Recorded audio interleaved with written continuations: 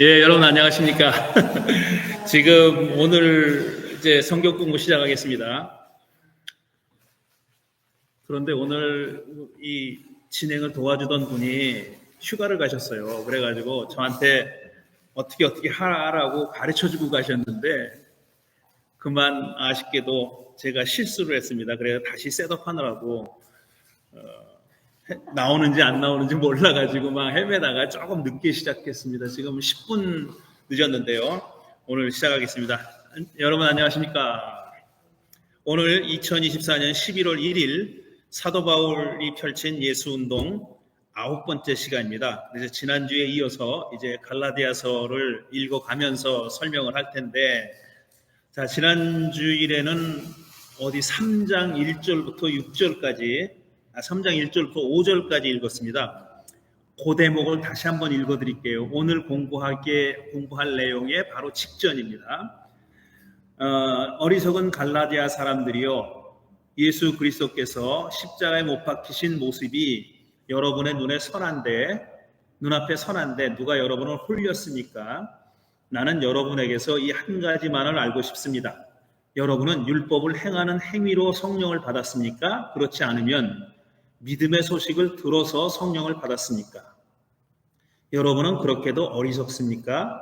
성령으로 시작했다가 이제 와서는 육체로 끝마치려 합니까? 여러분의 그 많은 체험은 다 허사가 되었다는 말입니까? 참말로 허사였습니까? 하나님께서 여러분에게 성령을 주시고 여러분 가운데서 기적을 행하시는 것은 여러분이 율법을 행했기 때문입니까? 아니면 믿음의 소식을 듣기 때문입니까? 그렇지 않으면 여러분이 복음을 듣고 믿어서 그렇게 된 것입니까? 여기까지 지난주에 읽었습니다. 자, 오늘 그럼 3장 6절부터 읽을 텐데요. 오늘 이 대면 모임에 참석하신 분들은 다 이제 오늘 같이 읽을 핸드아웃 나눠드렸습니다. 다시 말씀드리지만 제가 가져온 성경 구절은 새번역 성경에서 가져왔습니다. 우리말 성경이 여러 가지 버전이 있는데 그 중에서 새번역 성경을 저희가 선택해서 읽고 있습니다. 다시 한번 말씀드리고요. 그런데 오늘 제가 미리 알려드리기도 했지만 이 본문을 읽기 전에 전제해야 될 내용들이 있습니다. 여러분이 가지고 있는 이 페이퍼의 핸드아웃의 맨 앞부분에 나와 있는 건데, 이 바울의 서신을 포함해서 이와 비슷한 시대에 쓰여진 여러 글들을 읽을 때 그 글을 쓴 사람들은 제가 여기서 몇 가지로 설명해 놓은 이런 전제를 가지고 글을 썼습니다.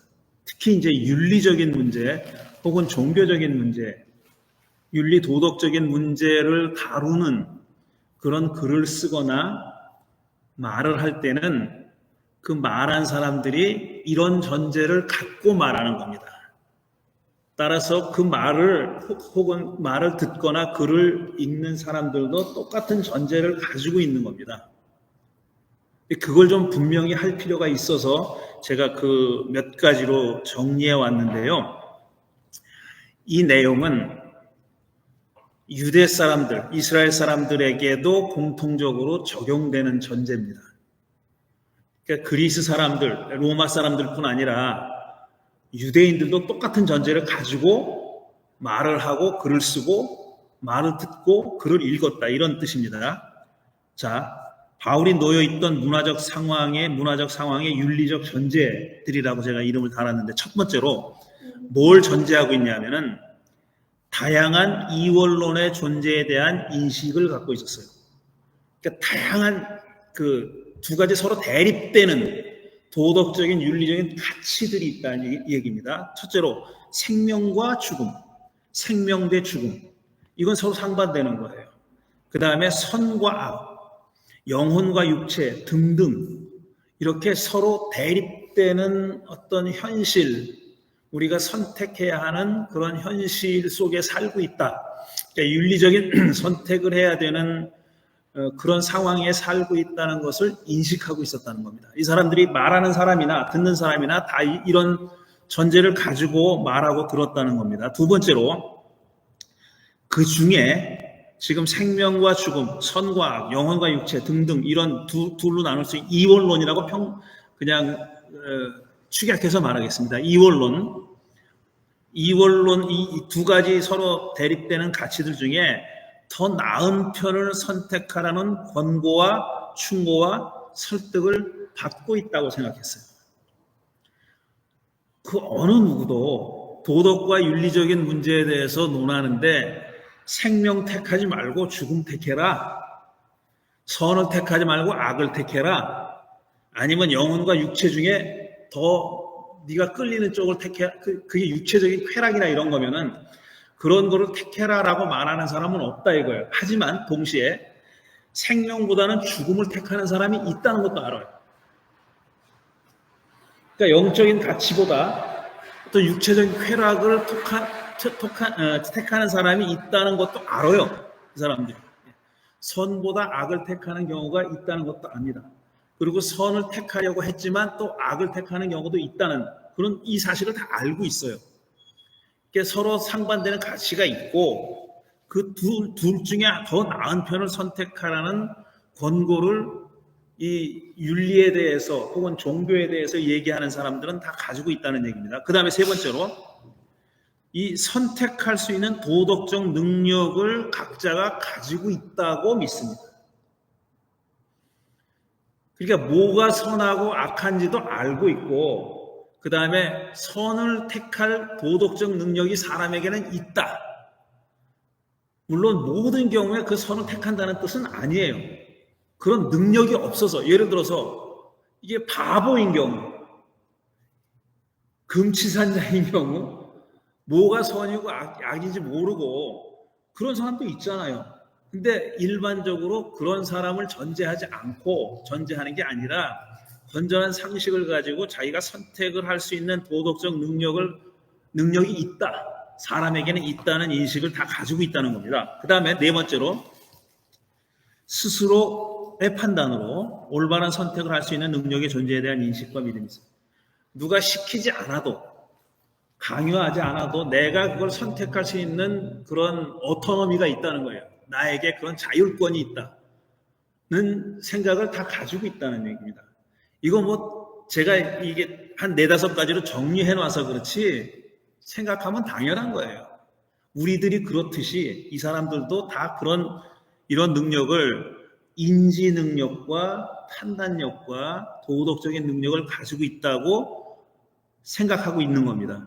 마지막으로 선택에는 결과가 뒤따르고 내가 뭘 선택하든지 결과가 뒤따르고 그것이 그 선택의 결과가 자기와 혹은 우리 집단에 자기가 속해 있는 공동체의 미래를 결정한다는 인식을 가지고 있었습니다. 이게 바울의 서신을 읽을 때도 이 전제가 적용되는 겁니다. 바울이 사람들이 그러니까 이 교회 공동체, 크리스천 공동체라고 합시다. 편의상 교회에 속한 사람들이 이런 어떤 선택을 결정을 그 다음에 그 선택의 결과에 대한 예측을 할 수 있는 능력이 없는 사람이라고 생각하지 않았다는 거예요. 그걸 다 알고 있습니다. 그런 걸 가지고 있다는 사실을 다 알고 있고 그런 사람들에게 지금 편지를 쓰는 겁니다.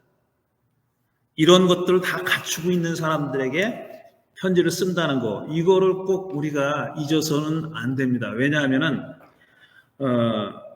아직까지 오랫동안 교회에서는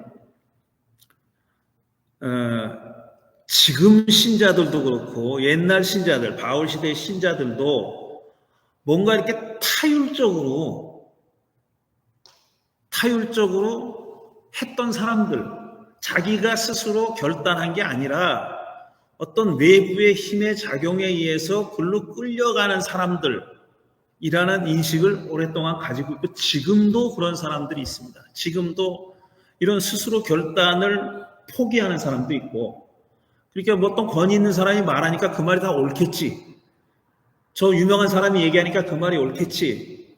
난 잘 모르고 저 사람이 더 많이 아니까 저 사람 말을 들어야지. 이렇게 생각하지 않는다는 거예요. 그렇게 생각하는 것처럼 보이지만 사실은 그렇게 생각하지 않습니다. 이런 착각을 제일 많이 하는 사람들이 목사들입니다. 목사는 자기가 얘기하는 걸 교인들이 다 믿는 줄 알아. 안 그렇습니다. 그렇게 생각하지 않습니다.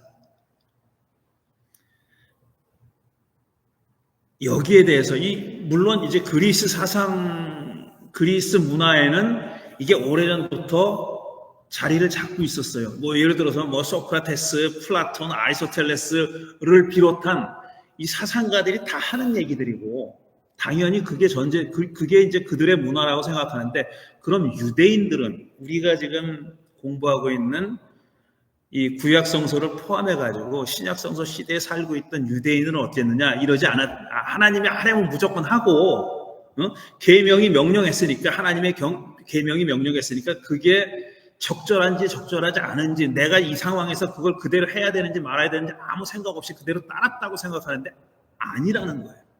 그렇지 않았다는 거예요. 그렇지 않았다는 걸 보여주는 대표적인 구절이 있습니다. 집회서라고 지금 우리 성경에는 없어요. 근데 가톨릭 성경에는 제2경전이라고 해가지고 우리 성경의 66권 안에 들어오지 않은 책들이 있는데 신약에는 없어요. 신약은 우리랑 똑같아요. 근데 구약은 우리보다 열 몇 권이가 더 있어요. 뭐 마카비 상하, 솔로몬의 지혜서, 바룩, 집회서 이런 것들이에요. 그런 것들 중에 하나가 집회서라는 책이 있는데 집회서 15장에 보면 집회서가 50몇 장까지 있어요. 굉장히 긴데 집회서 15장에 보면은 이런 구절이 있습니다. 제가 읽어드릴게요. 제가 공동번역 성경을 안 갖고 와가지고 여기 이제 인터넷에 올라와 있는 거를 읽습니다. 집회서 15장 11절을 보면은 이런 구절이 있어요. 잘 들어보십시오. 주님 때문에 잘못에 떨어졌다고 하지 마라. 그분께서는 당신이 싫어하시는 일을 하지 않으신다.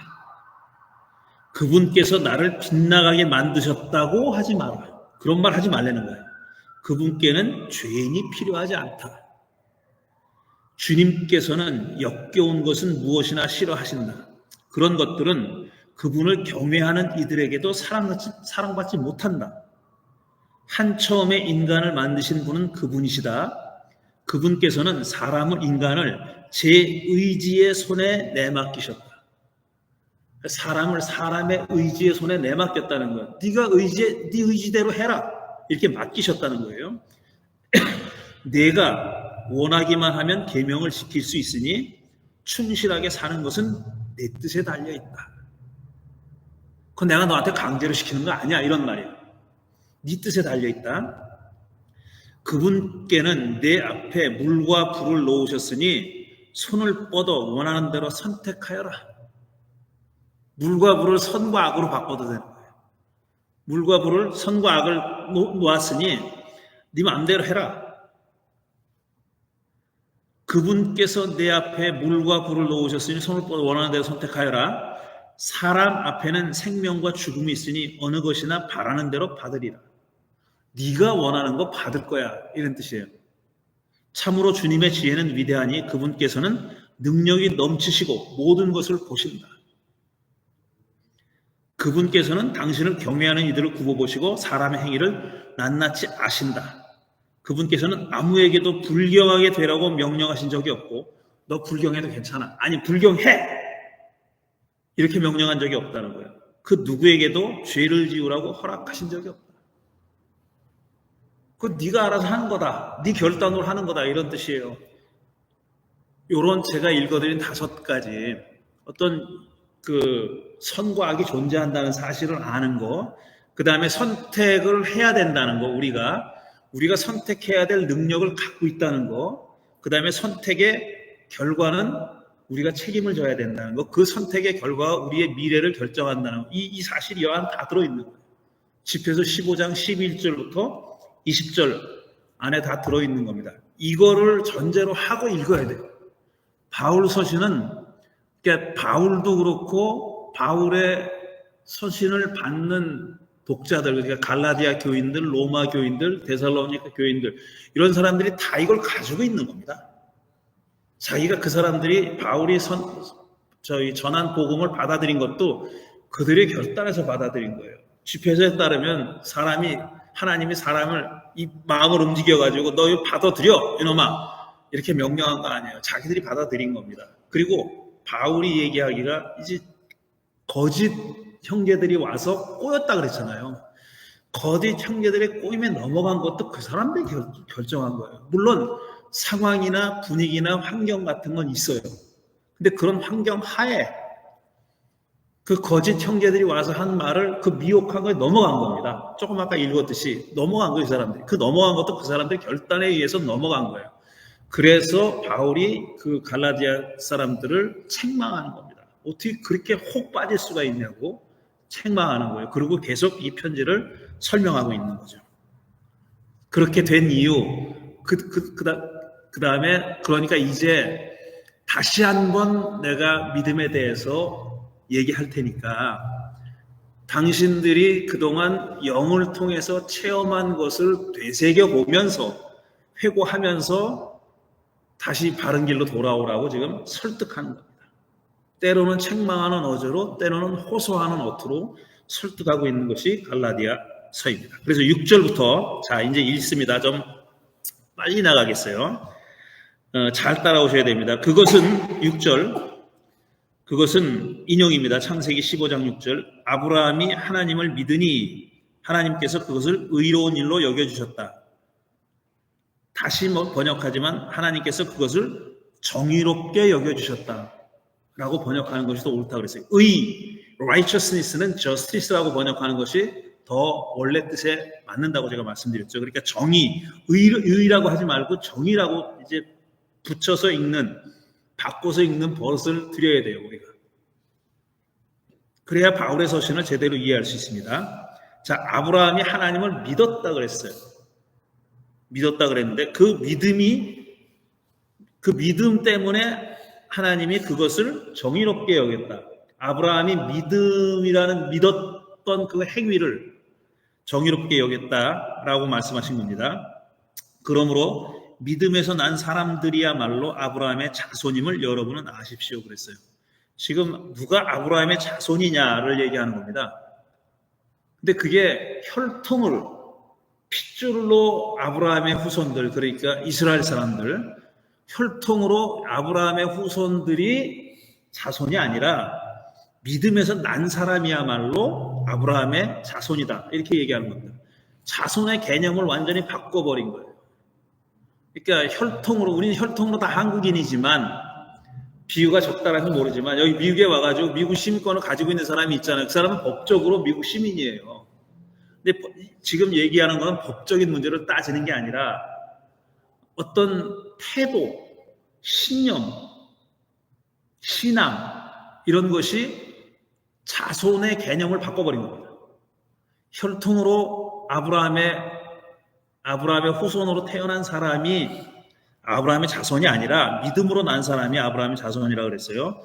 또 하나님께서 8절 이방 사람을 믿음에 근거하여 정의롭다고 여겨주신 것은 정의롭게 여겨주신다는 것을 성경은 미리 알고서 성경을 해석하는 겁니다.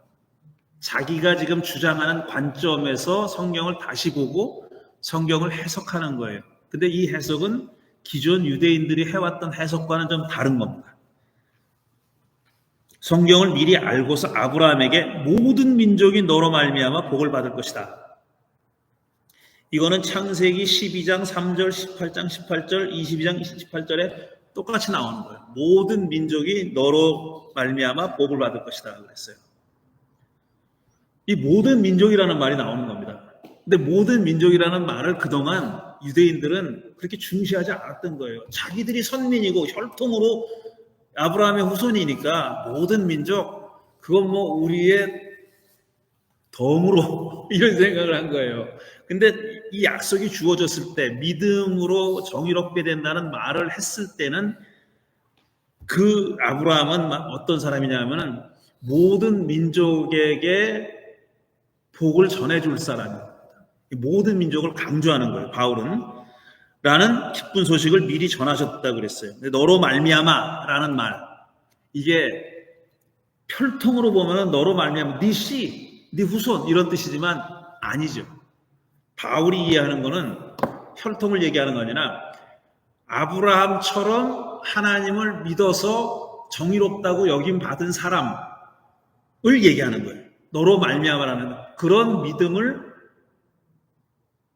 따라하는 사람, 그런 믿음을 같은 실천을 하는 사람, 이런 뜻이에요. 너로 인하여는 그러니까 씨를 얘기하는 게 아니다라는 거예요. 근데 행위를 얘기하는 거예요. 태도를 얘기하는 거예요. 더 구체적으로는 믿음을 얘기하는 겁니다. 그런 얘기고, 그러므로 믿음에서 난 사람들은 믿음을 가진 아브라함과 함께 복을 받습니다. 그러니까 아브라함처럼 믿었던 사람은 아브라함처럼 복을 받는다, 이런 뜻이고요. 종족과 상관없다, 이런 얘기입니다. 씨와 상관없다, 핏줄과 상관없다, 이런 얘기고, 율법의 행위에 근거하여 살려고 하는 사람은 누구나 다 저주 아래 있습니다. 이게 굉장히 이 트러블 메이커 구절입니다. 율법의 행위에 근거하여 살려는 사람은 누구나 다 저주 아래 있다고 했어요.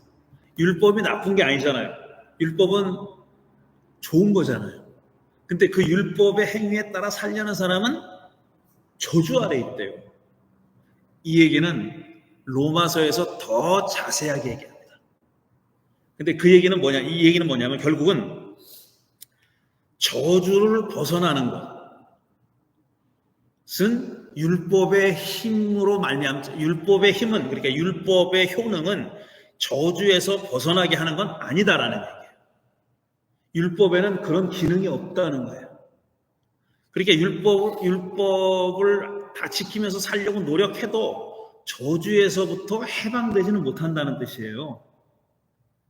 저주에서 해방되는 길은 따로 있는 거예요. 율법이 나쁘다는 얘기가 아니라 저주에서 해방되는 길은, 저주에서 벗어나는 길은 따로 있다. 바울은 그게 뭐냐? 믿음으로 정의롭게 되는 거다, 이렇게 얘기합니다.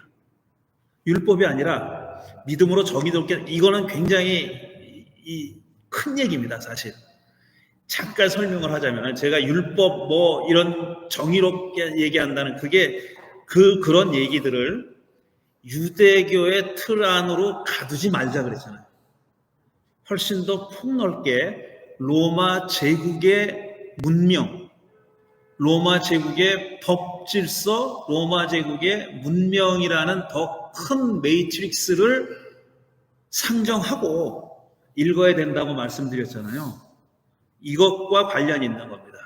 그러니까 단지 이게 유대교의 율법만 얘기하는 것이 아니라 전체 로마 법문화, 법조문을 얘기하는 게 아니에요. 로마라는 제국이 서 있는 기둥이 되는 문화 얘기하는 거예요. 문화라는 말밖에는 이념, 문화, 이게 태도, 삶의 방식이 다 들어있는 거예요. 그걸 그냥 한마디로 문화라고 얘기했는데, 그거의 가장 미니멈이 법입니다. 로마 법이에요. 근데 법만 가지고 얘기하는 것이 아니라 그 법이라는 기초 위에 서 있는 전체 문명, 로마 문명을 이 사람은 저주라고 얘기하는 거예요. 바울은 저주. 근데 그 저주에서부터 벗어나는 길은 율법을 행하는 데 있지 않다는 겁니다. 왜냐하면 율법 자체가 그 저주 안에 포박되어 있기 때문에. 그러니까 문명을 벗어나는 게 아니다 이거예요.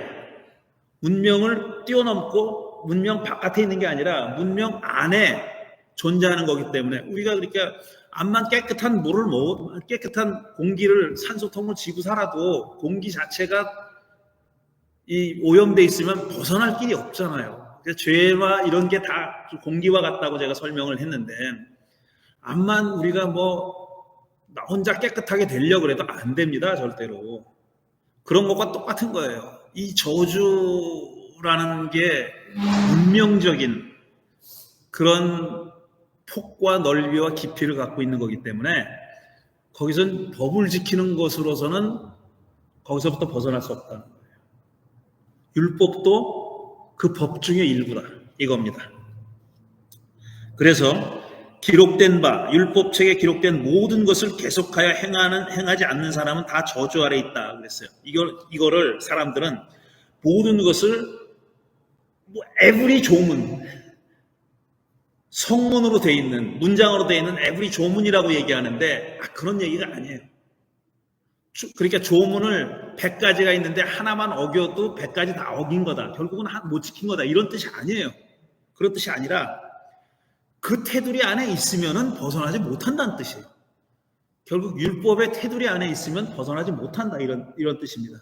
그거를 벗어나게 율법의 테두리, 그러니까 법문명의 테두리에서 벗어날 길을 바울은 예수에게서 본 거예요. 예수의 십자가와 부활에게서 본 겁니다. 그래서 이 저주에서부터 벗어나는 길을 거기서 찾은 거예요. 그런 얘기입니다. 모든 조문, every sentence를 얘기하는 게 아니에요. 그런 뜻이 아닙니다.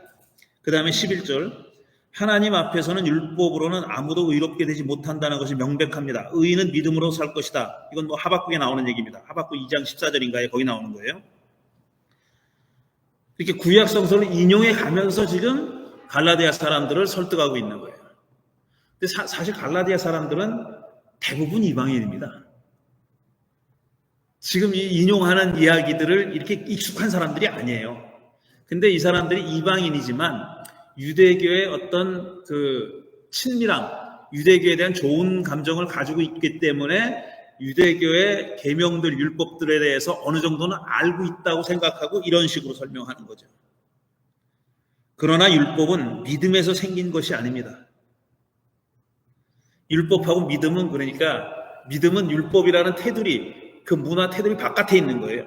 믿음은 그 바깥에 있는 겁니다. 율법은 믿음에서 생긴 게 아닙니다. 오히려 율법의 일을 행하는 사람은 그 일로 살 것이다 하고 하였습니다.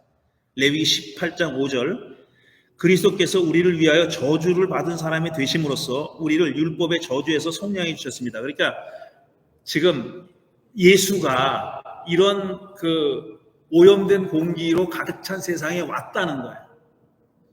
그래서 거기서부터 벗어나는 길을 보여줬다, 열어줬다 라고 얘기하는 거예요. 그래서 그 오염된 공기 속에 와가지고 그 사람들과 숨 쉬면서 같이 살면서 거기서 벗어날 길을 열어줬다 라는 의미입니다. 율법의 저주에서 속량해 주셨다. 그 얘기는 그걸 벗어날 길을, 탈출할 길을 열어줬다 이런 뜻이고, 기록된 바 나무에 달린 자는 모두 저주를 받은 자이다. 신명기 21장 23절 하였기 때문입니다. 이거는 나무에 달린 자는 이제 예수의 십자가를 얘기하는 것처럼 보이잖아요. 하지만 신명기 21장 23절은 그런 뜻이 아닙니다. 그러니까 자, 그럼 일단 신명기 21장 23절을 제가 읽어드릴게요. 뭐라고 되어 있냐면은 이렇게 되어 있어요. 죽을 죄를 지어서 처형된 사람의 추검은 나무에 매달아 두어야 합니다. 그러니까 마땅히 죽어야 하는 죄를 지어서 캐피탈 크라임을, 그러니까 사형에 해당하는 죄를 지은 사람은 처형해서 그 주검을 나무에 매달아 두라 그랬어요. 그게 신명기 구약 성경의 계명입니다. 그러나 당신들은 그 주검을 나무에 매달아 둔 채로 밤을 지내지 말고 그날로 묻으십시오. 매달아 놓되 밤이 되기 전에 내려서 묻어둬라는 게, 하지만 사형을 언제 집행했든지 간에 해가 지기 전까지는 달아둬도 된다 이겁니다. 그런 뜻이에요. 나무에 달린 사람은 하나님께 저주를 받은 사람이기 때문입니다. 그 얘기는 죽을 죄를 진 사람이기 때문에 저주를 받았다는 겁니다. 마땅한 처벌을 당했다 이런 뜻이에요. 당신들은 당신들의 하나님이 당신들에게 유산으로 준 땅을 더럽혀서는 안 됩니다. 이게 신명기 21장 22절 23절이에요. 그러니까 이건 예수의 죽음과는 아무 상관도 없는 얘기예요. 아무 상관도 없는 얘기인데, 여기서 바울이 구약 성서를 인용하는 게 여기 말고도 또 있어요. 아브라함 지금 인용했죠. 그 다음에 하박국, 제가 써놓지는 않아서 하박국 2장 14절인가 그걸 인용했죠. 뭐예요? 의인은 믿음으로 살 것이다. 이거 하박국에서 나온 거거든요. 하박국 예언서에 나온 거라고요. 구약 성서를 이렇게 자유롭게 인용합니다. 근데 사실 구약 성서 본래 맥락의 뜻과는 다른 의도를 가지고 자유롭게 인용해요. 그러니까 본래 맥락은 그런 뜻이 아니에요. 신명기 지금 읽었듯이 죽을 죄를 진 놈 매달아 밤에까지 둬. 그건 저주 받았으니까 그런 거야. 이런 얘기예요. 근데 그거를 무슨 뜻으로 인용했냐면 나무에 달린 자는 모두 저주를 받은 자다. 이게 예수가 저주를 받은 이 세상에 오셨다 이런 뜻이잖아요. 공기가 더러운 세상에 오셨다. 거기서 십자가에 달려 죽었다 이런 뜻인데 본래 맥락과는 상관없이 이렇게 자유롭게 인용합니다. 이래서 최근까지 바울을 현재 유대교인들은 바울을 제가 비난했다 그랬잖아요. 오랫동안. 예수는 오케이인데 바울은 노. 예수는 우리 계통이야. 이 사람도 그렇게 생각해요. 예언자 중에 하나다. 좋은 사람이야. 하지만 바울은 유대교를 완전히 오해하고 곡해하고 엔타이세미티즘을 만든 사람이다. 반유대주의를 만든 사람이다라고 해가지고 오랫동안 욕을 했어요. 근데 그렇게 된 이유 중에 하나가 이렇게 구약 성서를 맥락과 무관하게 인용했기 때문이에요. 그 원인이 큰 원인이 거기 있습니다. 그렇지만 바울은 이것도 하나의 방법이에요. 구약 성서를 인용하는 방법이에요. 그 맥락과는 동떨어지게 인용해가지고 자신이 주장하고자 하는 그 프레임에다가 집어넣는 거, 그것도 구약 성서를 인용하는 그 권위 있는 텍스트를 인용하는 하나의 방법인데 바울 말고도 이런 식으로 인용한 사람들이 여럿 있습니다. 굉장히 많아요. 그 중에 필로라고 하는 사람도 그 중에 하나인데 아주 유명한 사람이에요. 그 사람은 소위 알레고리칼한 해석을 한 걸로 유명한데 전혀 문맥과 상관없이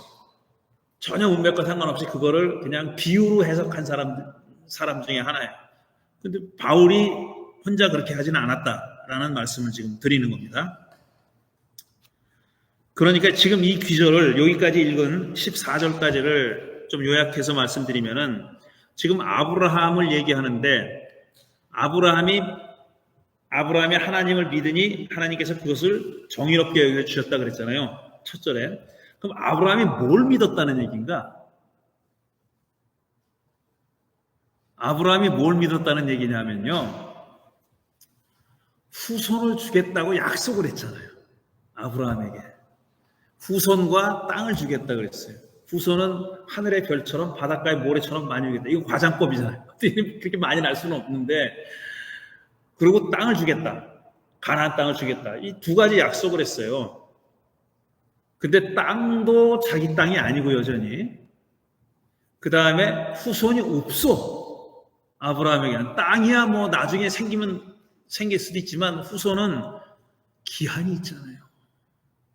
자식을 낳은 가임기에 애가 남아야 될 거 아닙니까? 뭐 남자야 뭐 좀 늦게까지 낳을 수 있다고 해도 자기 아내는 그렇지 않잖아요. 그래서 사실은 굉장히 인간적인 방법을 썼죠. 사라가 자기 종을 통칭시켰어요. 하가를. 그래가지고 이스마엘이라는 아들을 낳았어요. 근데 무슨 얘기를 듣습니까? 걔 아니야. 하나님이 걔 아니라 그래. 걔는 내가 약속한 후손은 걔가 아니야. 그리고 90살이 됐는데 왔어요. 100살이 되고 90살이 됐는데 하나님이 와가지고 하나님의 천사가 와가지고 너 낳을 거야. 애가 생겨. 그랬더니 아브라함도 기가 찼지만 사라가 더 기가 찼죠. 그래가지고 문 뒤에 숨어서 그 얘기를 엿듣다가 웃었잖아요. 픽 웃었어요. 그러니까 너 웃지 마 그런다고. 너 웃었어. 분명히 낳을 거야. 그래서 그 다음에 애를 낳았단 말이에요. 근데 그렇게 하나님이 약속을 했는데 오랫동안 이루어지지 않았지만 그거를 믿었다는 얘기예요. 약속이 이루어질 것이라고 믿었다는 얘기예요. 그러니까 이 믿음은 율법을 지키는 것과 무관합니다. 아무 상관도 없는 거예요. 약속을 믿느냐 그 얘기예요. 그러니까 지금 아브라함을 끌어들이면서 율법으로 구원을 받느냐 믿음으로 구원을 받느냐 이 논쟁을 하는데 아브라함을 사실은 적절하지 않은 예를 든 거죠. 이렇게 상식적으로 보면 적절하지 않은 예를 든 거예요. 아브라함이 믿었던 거는 그래도 자식이 낳을 겁니다. 하나님의 약속을 믿은 거예요. 그런데 그건 율법을 행하는 것과 무관합니다.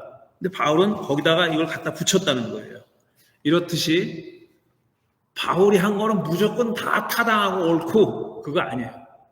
이게 틀렸다는 뜻이 아니라 원래 문맥과는 다른 별로 상관이 없는 그런 방식으로 인용했다. 이런 얘기입니다. 여기까지 뭐 질문 없으면 넘어갑니다. 예. 이 율법이 누가 맺는 겁니까? 율법은 신이 주신 거죠. 신이 주신 거죠. 예. 아니 그런데 신이 줬으면 믿음이나 그거나 똑같은 거 아니겠습니까? 아닙니다. 여기서는 지금 바울은 그걸 얘기하는 게 아니죠. 아니 바울이 얘기하는 예, 거죠. 이거는 바울이 얘기하는 거다. 이게 틀리다고. 그런데 보통 사람들이 볼 때는 신이 줬는데. 근데 이렇게 생각해 보세요. 신이 율법을 모세를 통해서 준 것은 지금 이 시대로부터 몇천 년 전이냐면은 한 700~800년 전, 1200년 전이에요. 지금 바울이 얘기하는 시대로부터 1200년 전에 이스라엘 백성들에게만 율법을 줬어요. 다른 종족들한테. 예? 아니 신이 된 건 만약에 신이 그러니까 그게 자꾸 헷갈리시는데 여러 번 제가 말씀드립니다. 이 구약 성서 시대에 야훼라는 아까 제호바라고 그랬잖아요. 야훼라는 신은 다른 종족과는 무관한 신이에요. 이스라엘 사람들만을 위한 신이에요. 근데 그 신이 유니버설 가시 된 거는 훨씬 후대예요. 거의 신약 시대 거의 다 와서 이스라엘 사람들도 우리들 신인 야훼가 우리 종족만의 신이 아니라 보편 신이로구나, 전 인류의 신으로구나 하는 것을 깨달은 것은 훨씬 후대예요. 근데 그걸 깨닫기 전에는 아무도 그걸 가르쳐 준 사람이 없고, 인류의 진화의 과정에서 인류의 이 머리에, 인류의 지각에, 우리는 지금 신이라면 유니버설 신이지, 어떤 소수의 사람들에게만 신인, 그런 신이 무슨 신이야? 그건 신도 아니죠. 그런데 그런 생각이 인류의 머리에 들어온 거는 굉장히 후대예요. 그 이전 사람들한테는 신은 죄다 다 종족신입니다. 예? 그 보편신이라는 생각이 그 사람들의 지각에 들어오게 된 시기는 기원전 한 2~300년 전? 2~300년 전? 2~3세기. 예. 기원전 한 2~3세기. 그러면 그때도 이스라엘이었잖아요. 그러니까 그때 이스라엘은 지금 바울도 그 이후 시대잖아요. 이 사람은 보편신이라는 생각이 있어요.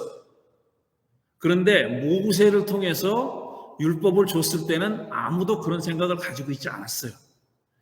그래서 이제 시대가 달라져서 지금 이 율법을 가지고는 좀 더 노골적으로 얘기할게요. 로마 제국이라고 하는 이 바울이 보기에는 옳지 않은, 정당하지 않은 문명, 소수의 노예주들만을, 귀족들만을 위해서 존재하는, 대부분의 사람들은 노예로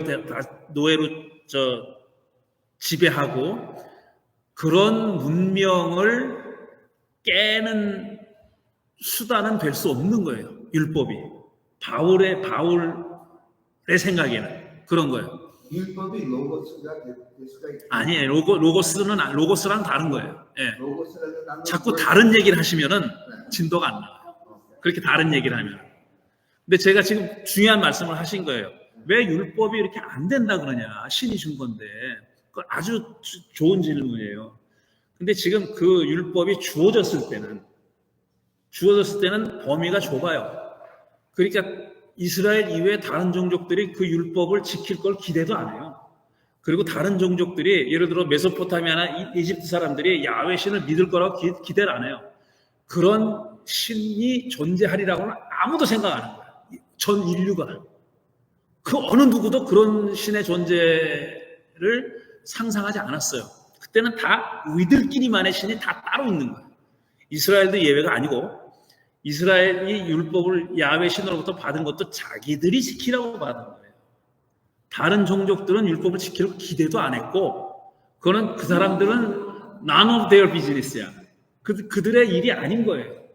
그 시대는 그랬어요. 그런데 지금 바울의 시대는 그게 아닙니다.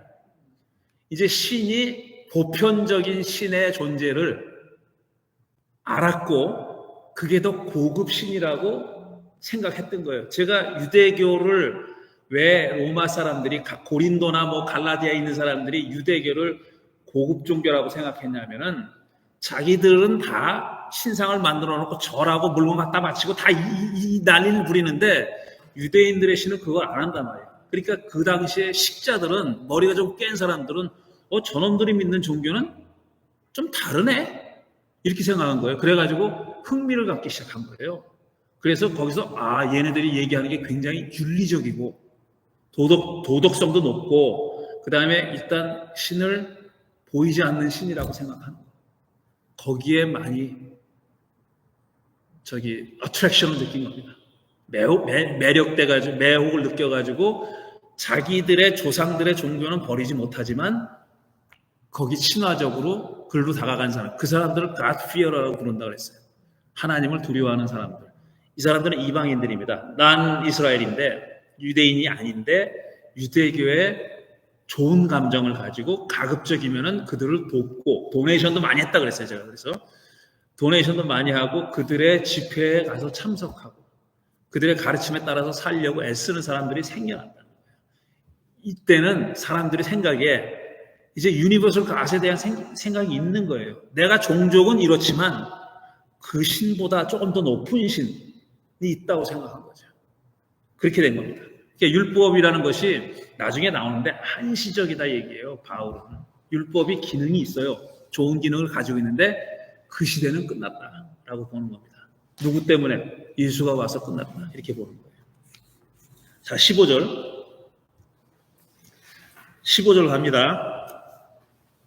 가만있어, 이게 어떻게 되는 거지? 7시 반에 끝나야 되는 거지. 그렇죠? 그래야 30분을, 나머지 30분을 하는 거죠. 자, 그럼 조금 더 나가보죠. 형제자매 여러분, 나는 사람의 관례를 예로 들어서 말하겠습니다. 자, 이제 예를 들어서 얘기하는 거예요. 알아듣기 좋으라고. 어떤 사람이 적법하게 유언을 작성해 놓으면 아무도 그것을 무효로 하거나 거기에다가 어떤 것을 덧붙일 수 없습니다. 사실은 덧붙일 수 있었어요, 이때도. 그러니까 팩트랑 달라요, 바울이 얘기하는 건. 그렇지만 뭔가 다른 얘기를 하기 위해서 예를 든 거기 때문에 용서해 줘야 돼. 이거는 사실은 덧붙일 수도 있고 뺄 수도 있었어요. 요즘도 그러잖아요. 윌 작성해 놓고 넣었다 뺐다 하잖아요. 옛날에도 그랬어요. 근데 그걸 뺄 수 없다고 얘기한 겁니다. 그런데 하나님께서 아브라함과 그 후손 씨라고 원문은 돼 있어요.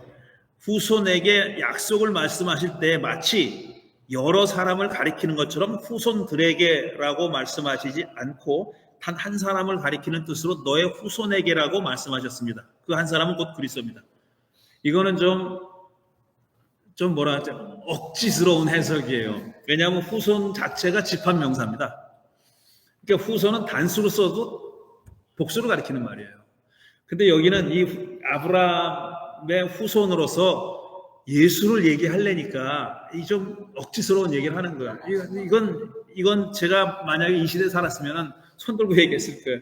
바울 선생님, 그건 아니지 않습니까? 후손은 집합명사인데 그렇게 말하는 게 맞습니다. 근데 그리스도를 얘기하려니까 이렇게 된 거예요. 유언을 작성해 놓으면 고칠 수 없다. 이것도 사실이 아니고 얘도 지금 당시의 그 어법과 모든 거에 맞지는 않습니다. 내가 말하려는 것은 이것입니다. 하나님께서 이미 맺으신 언약을, 아브라함과 맺은 언약이에요. 430년 뒤에 생긴 율법이, 이건 모세 시대 때 시내산에서 율법 준 걸 얘기하는 거예요. 그게 430년 후라는 거예요. 율법이 이를 무효로 하여 그 약속을 폐하지 못합니다. 그러니까 먼저 the old the better예요. 오래된 것이 다 좋다고 생각했는데요. 요즘 이 시대는. 그래서 예수교가 핍박을 받은 거예요. 신흥 종교도. 그 시대에는 신흥 종교였었어요. 신흥은 다 권위를 얻기가 힘들었던 때예요. 그래서 약속이 더 오래됐다 이겁니다. 율법보다 430년 오래됐으니까 약속이 더 큰 권위를 가지고 있다라고 주장하는 거예요. 430년 뒤에 생긴 율법이 무효로 할 수 없다. 약속을 폐하지 못합니다. 그렇죠? 그 유업이 율법에서 난 것이면 그것은 절대로 약속에서 난 것이 아닙니다. 그러나 그러니까 유업이 후손이 율법에서 난 것이라면 그건 절대로 약속에서 난 것이 아닙니다. 그러나 하나님께서는 약속을 통하여 아브라함에게 유업을 거저주셨습니다. 그랬어요. 믿는 사람들의, 앞에 얘기했잖아요. 믿는 사람들이 후손이 된다고 얘기했잖아요. 근데 그것을 믿음으로 줬다는 거예요. 그 율법을 통해서 준 게 아니라 믿음을 통해서 줬다라는 얘기입니다. 약속을 통해서 줬다. 그러면 19절 율법의 용도는 무엇입니까? 율법은 약속을 받으신 그 후손이 오실 때까지 한시적으로 범죄들 때문에 덧붙여 주신 것입니다. 그랬어요. 범죄들 때문에 덧붙여 주신 것입니다. 이것도 설명이 많이 필요한 얘기입니다.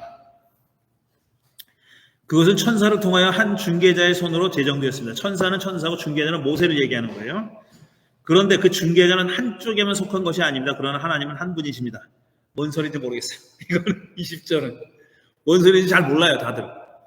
자, 범죄들 때문에 덧붙여졌다는 것은 여러 가지를 해석할 그 얘기가 있어요. 근데 해석할 가능성이 있는데 여기 범죄들이라고 복수를 썼잖아요.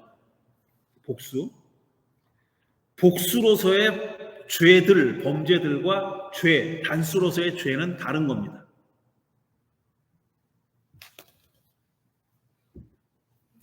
다시 한번 얘기합니다. 죄와 범죄들은 다른 거예요. 죄들은 다른 거예요. 이 바울은 뭐라고 설명하냐면 범죄들, 복수는 율법이 주어진 다음에 생겼다 얘기예요. 근데 죄, 단수, sin, 죄는 율법이 있기 전에 이미 있었어요. 구약 성경을 봐도 아담과 하와가 선악과를 따먹은 것을 죄라고 표현은 안 해, 거기에. 그런데 후대 사람들은 다 죄로 인정하고 있어요. 그들이 죄를 진 걸로 인정하고 있단 말이에요. 그거는 단수예요. 단수고 모든 범죄들의 하나의 씨앗이 되는 그 근원적인 죄를 얘기하는 거예요. 그거는 율법이 주어지기 전에도 있었어요. 그런데 범죄들, 이건 그리스 말로도 다릅니다. 그리스 단어로 다르게 써요. 다르게 쓰는데 그 얘기를 하는 거예요. 범죄들 때문에 덧붙여 주신 것입니다.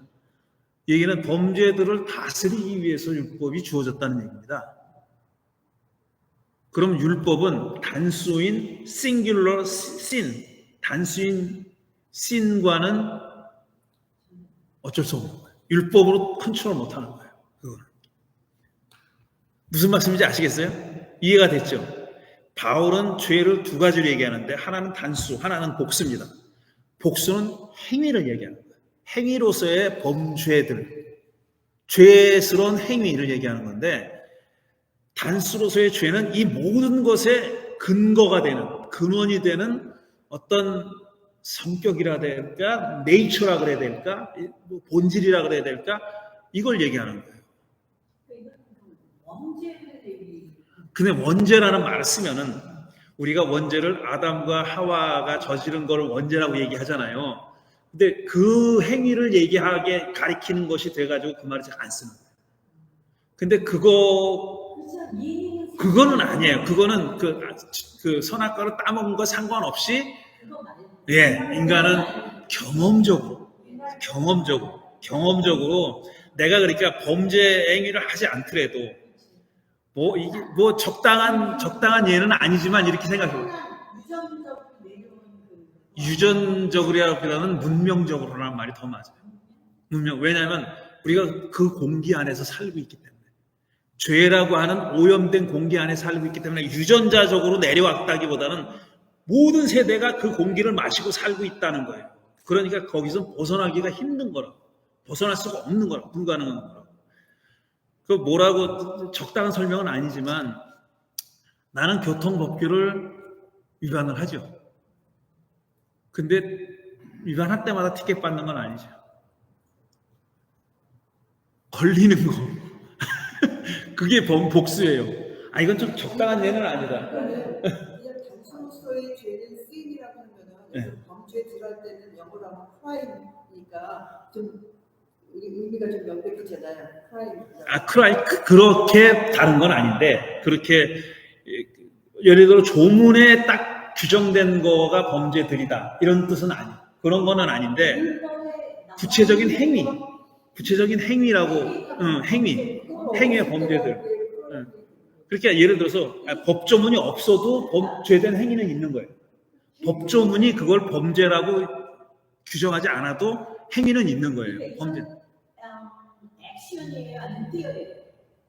액션이냐 뭐냐고? 디어리? 그 단수는 디어리에 가깝지.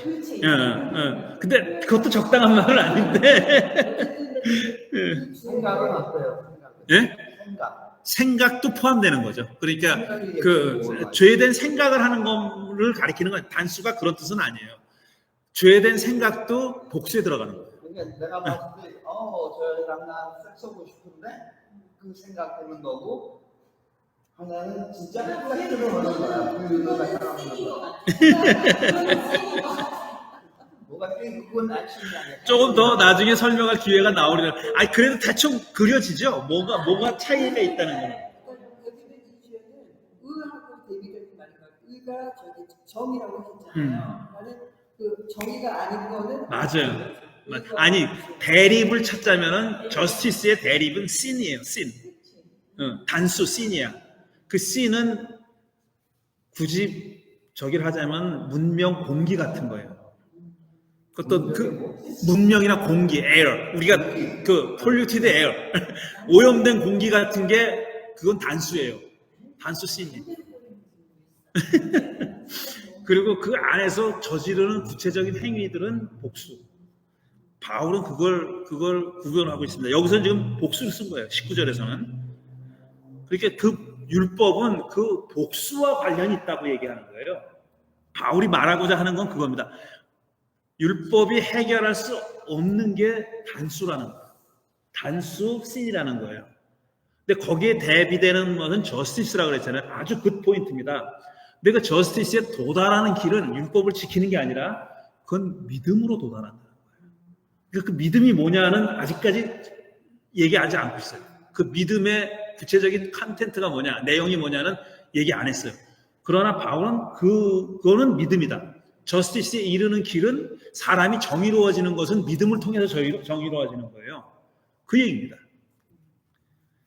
자, 그 다음에 21절 종과 아들 그렇다면 율법은 하나님의 약속과는 반대되는 것입니까? 그렇지 않습니다. 반대는 아니다 이거예요. 그 중개자가 준 율법은 생명을 줄 수 있는 것이 율법이 생명을 줄 수 있는 것이었다면 의롭게 되면 분명히 율법에서 생겼을 것입니다. 자, 이게 지금 제가 말씀드린 거에 딱 들어맞는 거예요. 생명은 저스티스랑 연결됩니다. 근데 이 생명의 문제는 율법이 해결 못하는 거예요. 그거는 범죄들 때문에 주어진 거예요.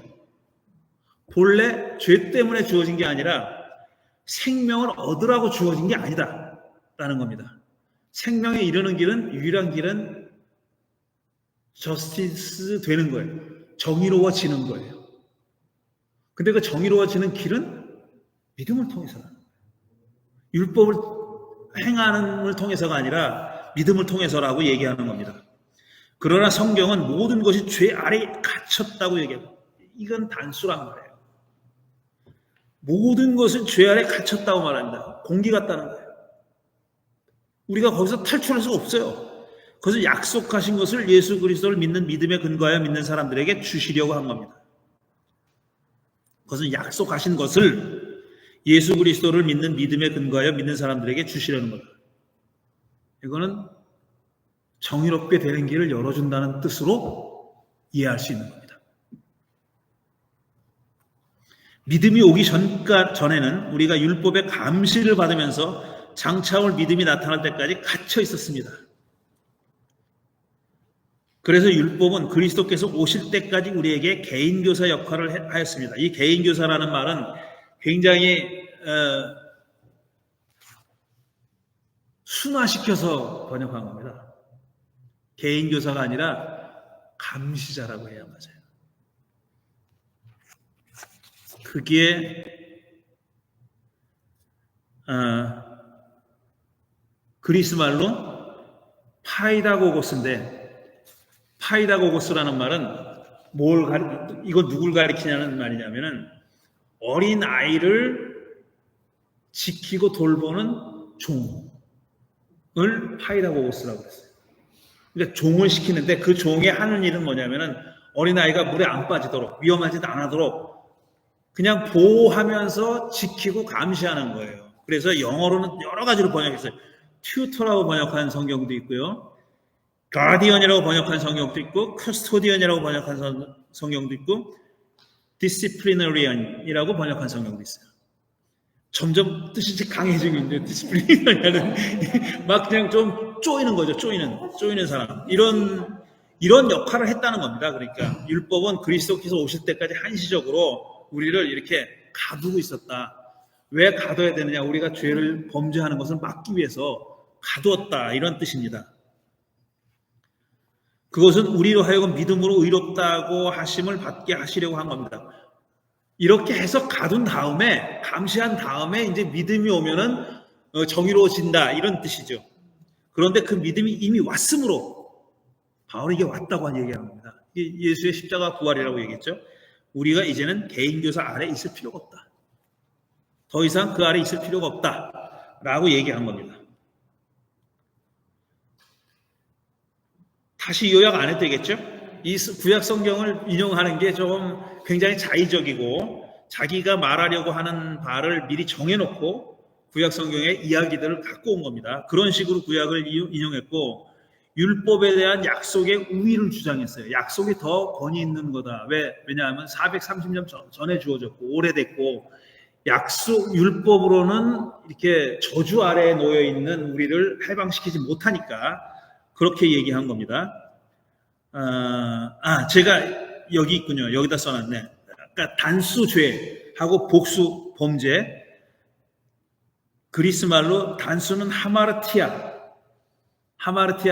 이 얘기는 교회 좀 다녀본 사람들은 이 목사들이 잘난 척할 때 죄는 그리스 말로 하마르티아입니다. 이런 말 하는 사람 많으니까 들어보셨을 거예요. 근데 범죄라는 말은 파라바시스라는 말에 복수를 썼어요. 이거는 단어가 다른 거예요. sin하고 crime이 다르듯이 이 범죄하고 이 하마르티아하고 파라바시스는 다른 겁니다. 뒤에 거는 거의 행위 쪽에 가깝다 이렇게 보시면 돼요. 예. 그 다음에 뭐가 또 있나?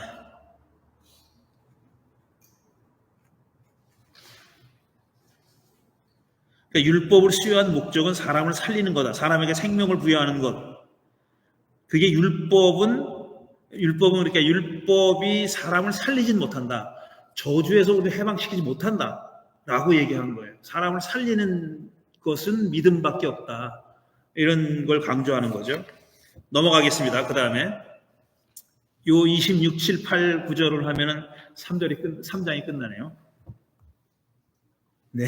여기까지만 해야 되겠네, 그러면. 자, 26절. 여기가 이제 키포인트입니다. 여러분은 모두 그 믿음으로 말미암아 그리스도 예수 안에서 하나님의 자녀들입니다. 자, 이제 그 믿음으로 정의롭게 됐으니까 이제 그리스도 안에서 하나님의 자녀들이라고 그랬어요.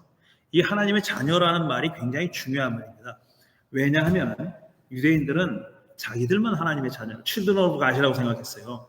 사실 children도 아니고 sons of God입니다. 원래 왜냐하면 딸들은 이 가부장 사회에서 딸들은 카운트도 안 해 아예. 그러니까 이거 다 자녀라는 말은 이렇게 남녀를 포괄하는 말로 우리말로 번역된 거지 원래 말들은 전부 다 죄다 아들로 돼 있어요.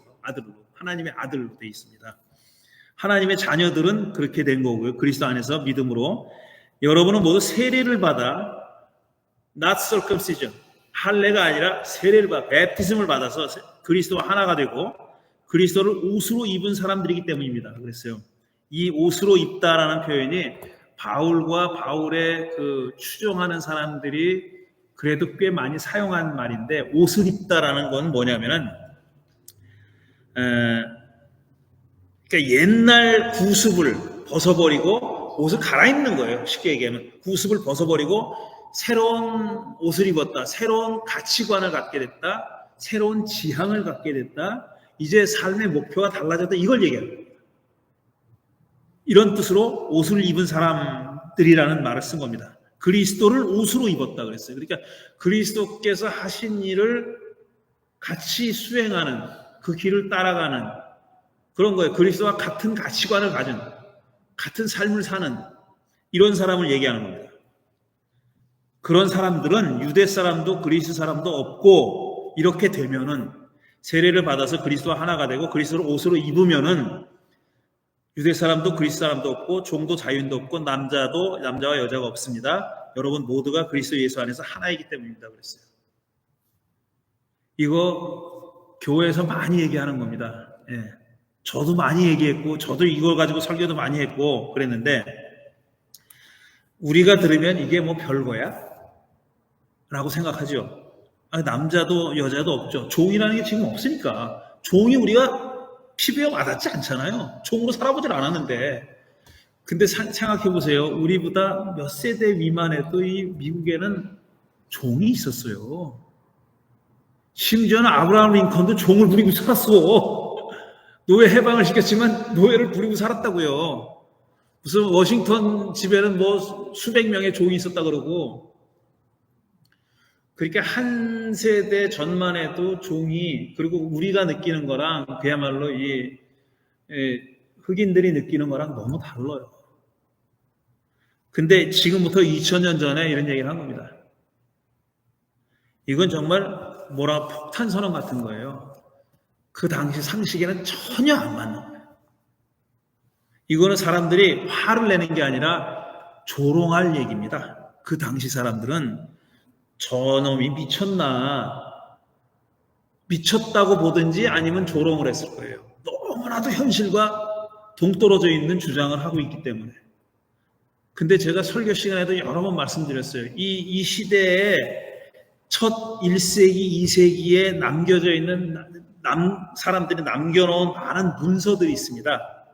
역사 기록들이 있어요. 다큐멘터들이 있는데 그 문서들 가운데는 그리스도인 공동체를 이렇게 관찰하고 교회 사람들을 관찰하고 외부자가 관찰하고 쓴 문서들이 있고 그 다음에 자기 상관한테 보고하려고 쓴 것도 있어요. 심지어는 스파이로 거기 들어가가지고 이 자식들이 뭐라고 사나 좀 위험한 놈들 같은데 그리고 들어가서 한 보고도 있어요. 들어가서 보고 리포트한 보고 같은 것도 있어요. 물론 그 가운데는 가짜도 있습니다. 그럴듯하게 내부자가 쓰고 이게 교회를 좋게 얘기하려고 쓴 것도 있어요. 그건 잘 봐야 되는 거예요. 굉장히 비평적으로 크리티컬하게 평가를 해야 되는 문서들인데 그런 문서들 가운데 많은 문서들이 이런 내용이 있어요. 요즘식으로 하면 이 예수 믿는다는 작자들은 좀 미친놈들입니다. 암만 해도 이해가 안 됩니다. 저 노예 주인하고 종하고 같은 자리에서 밥을 먹습니다. 이래요. 그 상상도 할 수 없는 일이에요. 그 노예가 그 주인하고 다른 주인 말고 자기 주인 나를 부리는 바깥에 나가면 나를 부리는 그 노예 주인하고 겸상을 한다고 둘이 먹는 건 아니지만 여러 가지 같이 먹는 거지만 그리고 자기들끼리 다 형제 이렇게 부른다는 거예요. 아델포이라고 형제라고 부른대 자기들끼리. 노예가 노예 주인한테 형제님 이렇게 부르고 노예 주인이 노예한테 형제님 이렇게 부른다는 거예요. 상상도 못하는 일입니다. 근데 관찰자가 저자들이 그 짓을 하고 있다고 이상한 놈들이라고 그런 리포트들이 있어요. 그러니까 적어도 그 안에는 그 빌레몬서라는 편지가 제가 처음에 시작할 때 얘기하지 않았습니까? 빌레몬이라는 편지가 오네시모라고 하는 종이 도망갔어요. 빌레몬이 주인인데 오네시모라는 종이 도망가가지고 옥에 갇혀있는 바울을 찾아왔다는 거야. 그러니까 바울이 너 주인한테 돌아가라 그래요. 그리고 주인한테 편지를 쓰는 거야. 얘를 잘 받아주라고. 도망간 종은 뭐라 그랬어요? 십자가 달라 죽는다 그랬죠. 근데 죽이지 말고 형제로 받아들이라고 그래요. 그게 빌레몬서예요. 딱 한 장밖에 한 장으로 되어 있는 빌레몬서가 그런 내용이에요. 그러니까 우리가 생각하는 것과 아주 다른 현실이 예수 믿는 사람 공동체 안에 있었다는 거고 그걸 반영하는 얘기입니다.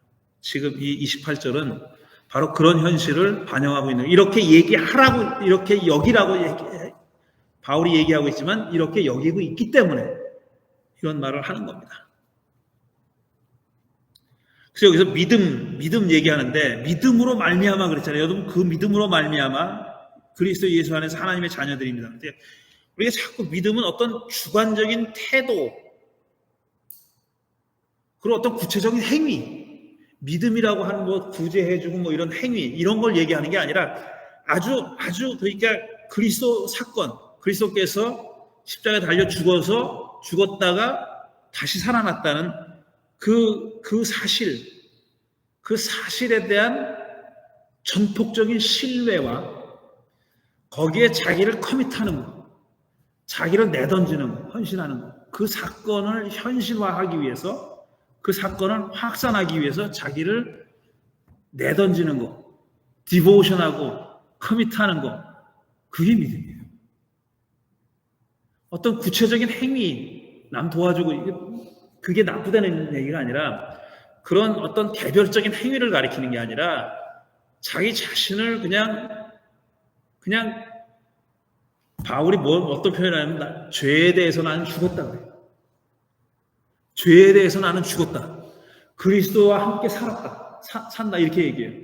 그러니까 자기를 옛날 자기는 완전히 그냥 죽여버리고 새롭게 태어나서 새로운 지향을 가지고 사는 거예요. 새로운 오리엔테이션을 가지고 살아가는 걸 믿음이라고 얘기하는 거예요. 그 어떤 명제에 대한 이성적인 긍정, 맞아. 예수는 구세주지. 내가 그걸 믿어야지. 이게 아니에요. 그런 게 아니에요. 삶을 완전히 방향을 전환시키는, 그래서 그리스도와 함께 가겠다는 그런 태도를 믿음이라고 얘기하는 겁니다. 근데 그 믿음을 가지려면 성령이 와줘야 되죠. 네? 성령. 아, 그렇죠. 성령과, 왜 이렇게 좋은 포인트를 말씀하죠. 성령에 대해서 계속 나와요. 그래서 이거를 또 가능하게 하시는 분이 있으니 그분이 바로 성령이다. 율법과 성령을 대조합니다. 당신들이 성령을 받았을 때 율법을 지켜서 했냐? 아니지 않느냐? 이렇게 얘기하잖아요. 그건 앞으로도 또 나옵니다. 자, 오늘 여기까지만 할 텐데, 그리고 나머지 시간 15분밖에 없네.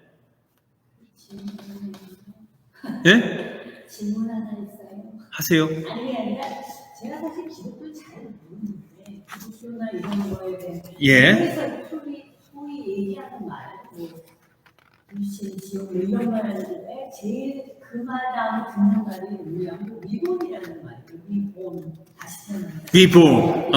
근데 지금 27번을 들으면서 그 벌써 옷으로 입은 사람들이기 때문에 새로운 그리스도를 옷으로 입었다는 이게 또 거기서 통하는 거예요. 리본하고 새롭게 태어난다는 말이랑 새로운 피조물이 된다라는 말이랑 다 통하는 말이에요. 그리스도로 옷을 입는다는 말이랑 이게 표현이 다른 거예요. 네, 표현이 다른 거. 리본은 진짜 새롭게 태어난다는 말이죠. 그 액션과 다 들어갔다는 거예요. 그렇죠. 그거는 일단 지향이라는 게 중요해요. 뭘 향하느냐가 중요합니다. 그러면 그게 28번으로 다 통하게 돼서 이제 액션으로 나타났다는 거. 그렇게 되는 거예요. 여기서는 28절은 이런 일이 벌어지는 사람은 그 어느 누구도 차별이 없이 모두에게 일어날 수 있다라는 얘기예요. 그러니까 유대인이나 이방인이나 이런 리본하는 거, 그리스도의 옷을 입는 일은 유대인만 입는 게 아니라 이방인도 입는 거다. 저 자유인만 입는 게 아니라 종도 입는다. 남자만 입는 게 아니라 여자도 입는다. 거기에 대해서는 그리스도 안에서는 아무런 차별이 없다. 똑같은 그런 그 리본의 경험을 할 수 있고 똑같이 할 수 있다라는 거예요. 그런 차별. 우리가 지금 이게 이해가 안 되는 게 이런 차별이 상당히 거의 없는 세상에서 사니까 이게 피부에 와 닿지 않는데 이 사람들한테는 어머나 다 할 수 있다고? 이걸 아무 차별 없이 다 할 수 있다고? 그런 이론이 없어요. 플라톤도 종은 사람으로 여기지 않았어요. 종은 사람이 아니에요. 그러니까 플라톤이 나쁘다는 얘기가 아니에요. 플라톤이 바울처럼 이런 얘기는 안 했다는 얘기예요. 종들 덕분에 우리가 철학을 한다 그랬어요. 종들 덕분에. 그리고 종을 사람 취급 안 했어요. 왜냐하면 사람이 아니었어요. 그들은 팔고 사고 주인이 죽여도 돼 그냥. 선택받아야 된다는 거죠. 선택된 자. 마스크를 쓰고 있어가지고 제가 성령을 받는다는 네. 반대로 선택을 받아야 아, 선택이라는 말은 그렇게 쓰면 안 되죠. 예. 모든 사람에게 열려 있는 거지 그게 특별히 선택을 받는 사람한테만 주어지는 건 아닙니다. 선택이란 말은 굉장히 우리 그 구약에서도 그렇고 그리스도인들 모두에게 많이 곡해돼 있어요. 그들을 어떤 특권을 주기 위해서 선택한 게 아니에요. 이스라엘 사람들이 선택됐다, chosen people이라고 그러잖아요. 그 사람들을 어떤 특권을 위해서 선택 준 게 아니에요. 처음에는 그렇게 생각했어요, 그 사람들도. 그런데 자꾸 시간이 흐르면서 거기에 대한 반성이 일어나고 나중에 예언서에 와서는 야, 니들만 선택받았어? 이디오피아 사람도 선택받았어? 이런 얘기를 해요. 구스가 이디오피아인데 구스 사람이랑 너랑 뭐가 달라? 일단 다르지. 구스 사람은 흑인이거든. 그러니까 그렇게 딱 눈에 대조되는 거를, 눈에 뜨이는 대조를 갖다 대면서 선택받았다고 잘난 척하는 자기 종족을 아주 박살을 내버리는 거예요. 선택 웃기지 마. 그럼 성령은 어떤 사람한테 모두에게 어떤 일이 있지? 아니 못 받았다는 사람. 그 바울을 받았잖아. 지나가다가 이렇게. 아니 그러니까 그거는 이제 달라 할 수도 있는 거지만 그건 선물로 주어진다라는 거죠. 어떤 사람이라고 구별하기가 힘들어요. 구별할 수 없어요. 그거를 받을 수 있는 특별한 자격이 필요한 그런 건 없어요. 그런 건 없어. 예. 예. 그리고 성령을 받는다는 말이 사람마다 굉장히 그 형태가 다를 수 있어요. 어떤 사람은 굉장히 요란하게 받을 수도 있고, 어떤 사람은 굉장히 차분하게 받을 수도 있고, 어떤 사람은 저 가랑비에 옷 젖듯이 그냥 나중에 생각해보니까 야, 내가 그때 정말 큰 은혜를 받은 거네 이렇게 할 수도 있고, 근데 그거를 어떤 자격 요건을 얘기하는 거는 잘못된 거죠. 자, 그러면은 마지막으로 하이데거의 마지막 페이지. 여러분 나눠드린 거 마지막 페이지. 마틴 하이데거라는 유명한 그야말로 20세기에 가장 골추하다고 할 수 있는 독일 철학자입니다. 하이데거 이름 들어보셨죠? 존재와 시간이라고 하는 한 페이지 나가기도 힘든 진짜 이게 뭔 말을 하는 건지 알 수 없는, 우리말로도 번역본이 한 두세 가지가 있어요. 예. 원어는 독일어고 이제 영어로 번역돼 있고 다 온갖 영어로 번역돼 있고, 근데 이 하이데거가 왜 하이데거를 얘기하냐면은 하이데거, 니체 이런 사람들이 바울에 대해서 얘기한 게 있어요. 이게 하이데거만 해도 벌써 20세기 사람이거든요. 20세기 초 19세기 말에 태어났을 거예요 아마. 그러다 20세기 초의 중반까지 살다가 가신 양반인데, 이 사람이 1920년, 21년 요때 종교 현상학이라는 제목으로 강의한 게 있습니다. 렉처를 누가 받아 적어가지고 나중에 출판을 했어요. 거기에 바울 얘기가 많이 나와요. 근데 왜 하이데거를 얘기하냐? 하이데거가 처음에 학문의 길을 접어들었을 때 처음에 신학을 공부했어요.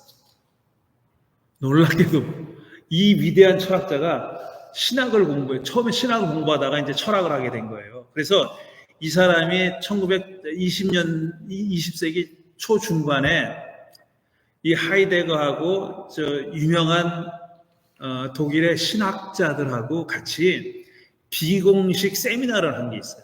그 세미나에 가보는 게 그 시대의 사상가들한테는 엄청 큰 축복이자 자랑거리였다는 거예요. 학교에서 한 세미나가 아니에요. 누구 집에서 했대. 누구 집에서 모여가지고 부정적으로 했는지 정적으로 했는지 모르지만 거기 이제 그야말로 엄청난 사람들이 모여가지고 얘기하는 거예요. 또 그 난상 토론하는 그런 거였는데, 어쨌든 이 사람이 그런 신학적인 백그라운드가 있는 사람입니다. 그 사람이 이제 말씀드렸듯이 2020년대 초에 강연한 거에 바울 얘기가 나오는데 그 내용 가운데 제가 일부를 여러분들에게 소개해 드리려고 지금 갖고 온 건데 그 다음 주에는 또 다른 사람 뭐 니체도 있고 뭐 다른 사람들이 있어요. 계속 그 사람들의 얘기를 조금씩 소개를 하려고 그래요. 왜 이런 짓을 하냐 하면은 이거 전부 다 우리가 바라보는 게 이 교회 안에서 신앙 안에서만 쳐다보는 거예요. 그러니까 너무 시야가 좁아질 수가 있어요. 그리고 우리가 그냥 우리끼리만 모여가지고 그걸 게토라 그러죠. 게토. 유대인의 게토. 그럼 유대인끼리 모여 사는 데였었잖아요. 거기다 몰아놓고 거기서 살아라 그런 거잖아요.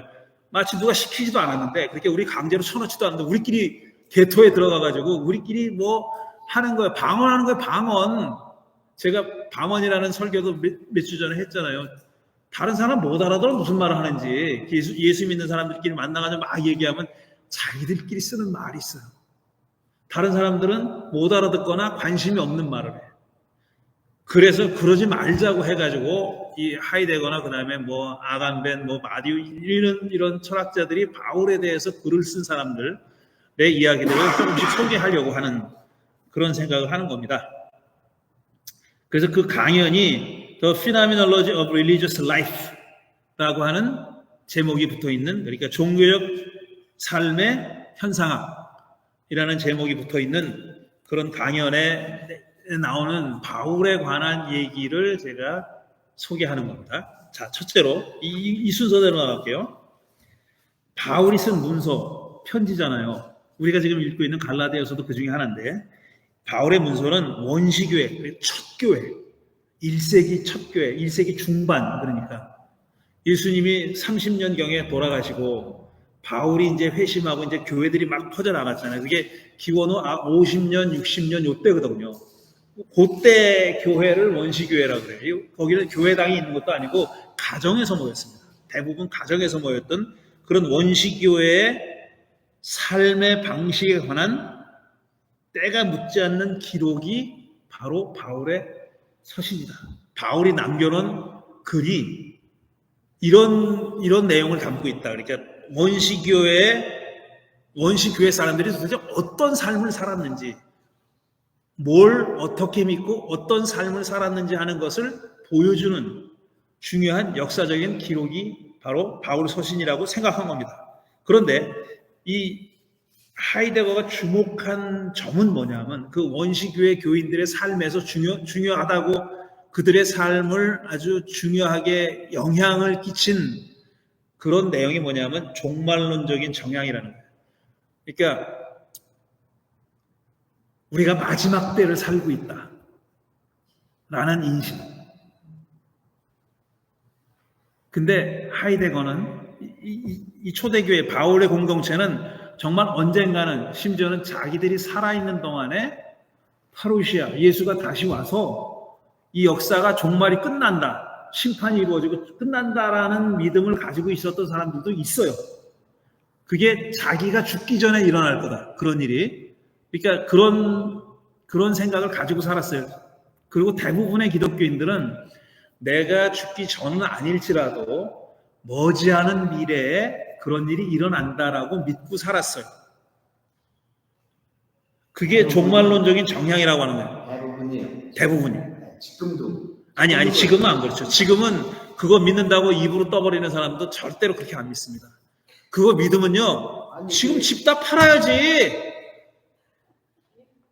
지금 말로만 하는 거지, 그런 사람 그렇게 진짜 안 믿어요. 예수님이, 예? Book of Revelation 같은 거는 굉장히. 근데 문제는 이제 그게 언제인지 모른다라는 귀절이 있거든. 그게 언제인지 모른다는 귀절이 있어요. 다시 올 텐데. 그 2000년 동안 안 왔잖아, 예수님이. 계속 온다고 그랬죠. 계속, 아니, 온다고 그랬지. 온다 그랬는데 안 왔지. 온다 그랬는데 안 왔어요, 지금. 그러니까, 근데 이때는 지금 그걸 믿는다라고 말하는 사람과는 비교할 수 없이 그걸 곧 닥칠 현실로 믿었던 사람이에요. 종말론적인 오리엔테이션은 매우 독특한 경험 자료다, 이렇게 생각해요. 그러니까 이 사람들이 이제 곧 종말이 온다라는 믿음을 가지고 그 중간 시간, 종말이 올 때까지 자기 살 거 아니에요. 언젠지 몰라도 그 살아가는 삶의 모습이 굉장히 독특하다고 보는 거예요. 하이데거는 그러니까 원시교회 프리미티브 처치 사람들이 원시교회 사람들이 원시 그리스도인들이 사는 방법이 참 독특하다. 바울의 서신에 그게 나타나 있다. 근데 어떤 점에서 독특하냐면 이 사람들은 곧 세상이 끝날 거라고 믿고 살았어요. 그런데 여러분 그 기억납니까? 한국에서 90년대 초에 이장님이라는 작자가 이제 휴거된다고 다들 이제 믿는 사람들이 다 공중으로 떠올라가지고 예수님과 함께 구름 타고 어디로 간다. 랩처를 얘기한 사람이 있어요. 그러니까 그걸 또 믿는 사람들이 많았어. 그 다미 선교회라고 하는 사람들이 그걸 믿어가지고 그 중에는 야 세상 끝나고 휴거될 텐데 돈이 뭐가 필요하고 재산이 뭐가 필요해. 다 팔아가지고 교회에다가 다미 선교회에다가 다 냈어요. 근데 정작 다미 선교회 수장이 랩처 한다고 주장했던 이장님이라는 자는 그때 부동산을 샀어 이 새끼가. 랩처 한다 그러면은 이딴 것도 다 팔아야 되잖아요. 그게 오래전이지만 그 제7일 안식교에서 날짜를 딱 찍어가지고 11월 며칠인가 그거 얘기하면은 뭐 어쨌든 그날이 예수님이 재림한다 그래가지고 정말 미국에서 그 사람들이 다 있는 재산 팔아가지고 어디 가서 예수님 재림을 기다리고 있었어요. 무슨 돌산 같은 데 가서 안 이루어졌잖아. 그래서 그 제7일 안식교가 그때 사람들이 많이 떠났어. 자기들이 그걸 믿고 살았는데. 근데 그때도 다 재산 팔고 막 다 그랬거든요. 근데 이 사람들은 그럼 어떻게 살았을까? 이게 관심이 있는 거예요. 그러니까 하이데거는 지금은 이제 그런 한시적인 종말이 없잖아요. 하이데거는 그걸 안 믿어요. 일단 역사가 종말이 온다. 이 첫 그리스도인들처럼 그걸 안 믿어. 그런데 그걸 믿는 사람들이 살아가는 방식이 이 사람들은 굉장히 어트랙티브한 거야. 이 사람한테. 그게 어떻게 살았을까 도대체.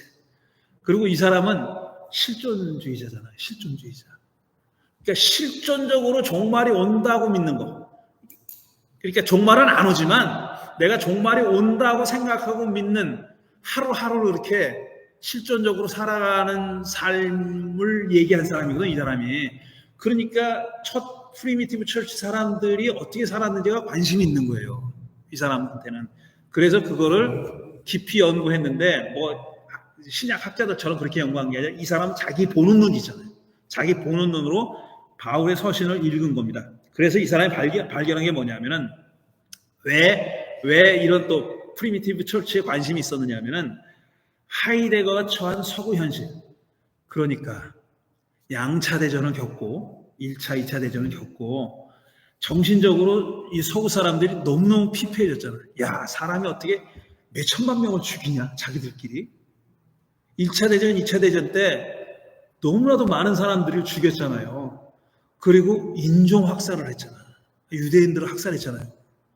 그리고 모르긴 해도 이 사람은 나이가 들어서 2차 대전 때 안 끌려갔는지 몰라도 이 사람보다 조금 후대 사람들은 10대 중반에 다 끌려갔어요.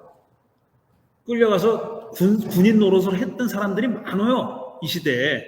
그런 처지예요. 그런 하이데거가 처한 서구 현실에 대한 반문화적인, 그게 지배하는, 그런 문화가 지배하는 데 대해서 어떤 대안을 이 원시교회에서 찾을 수 있지 않을까라는 관심.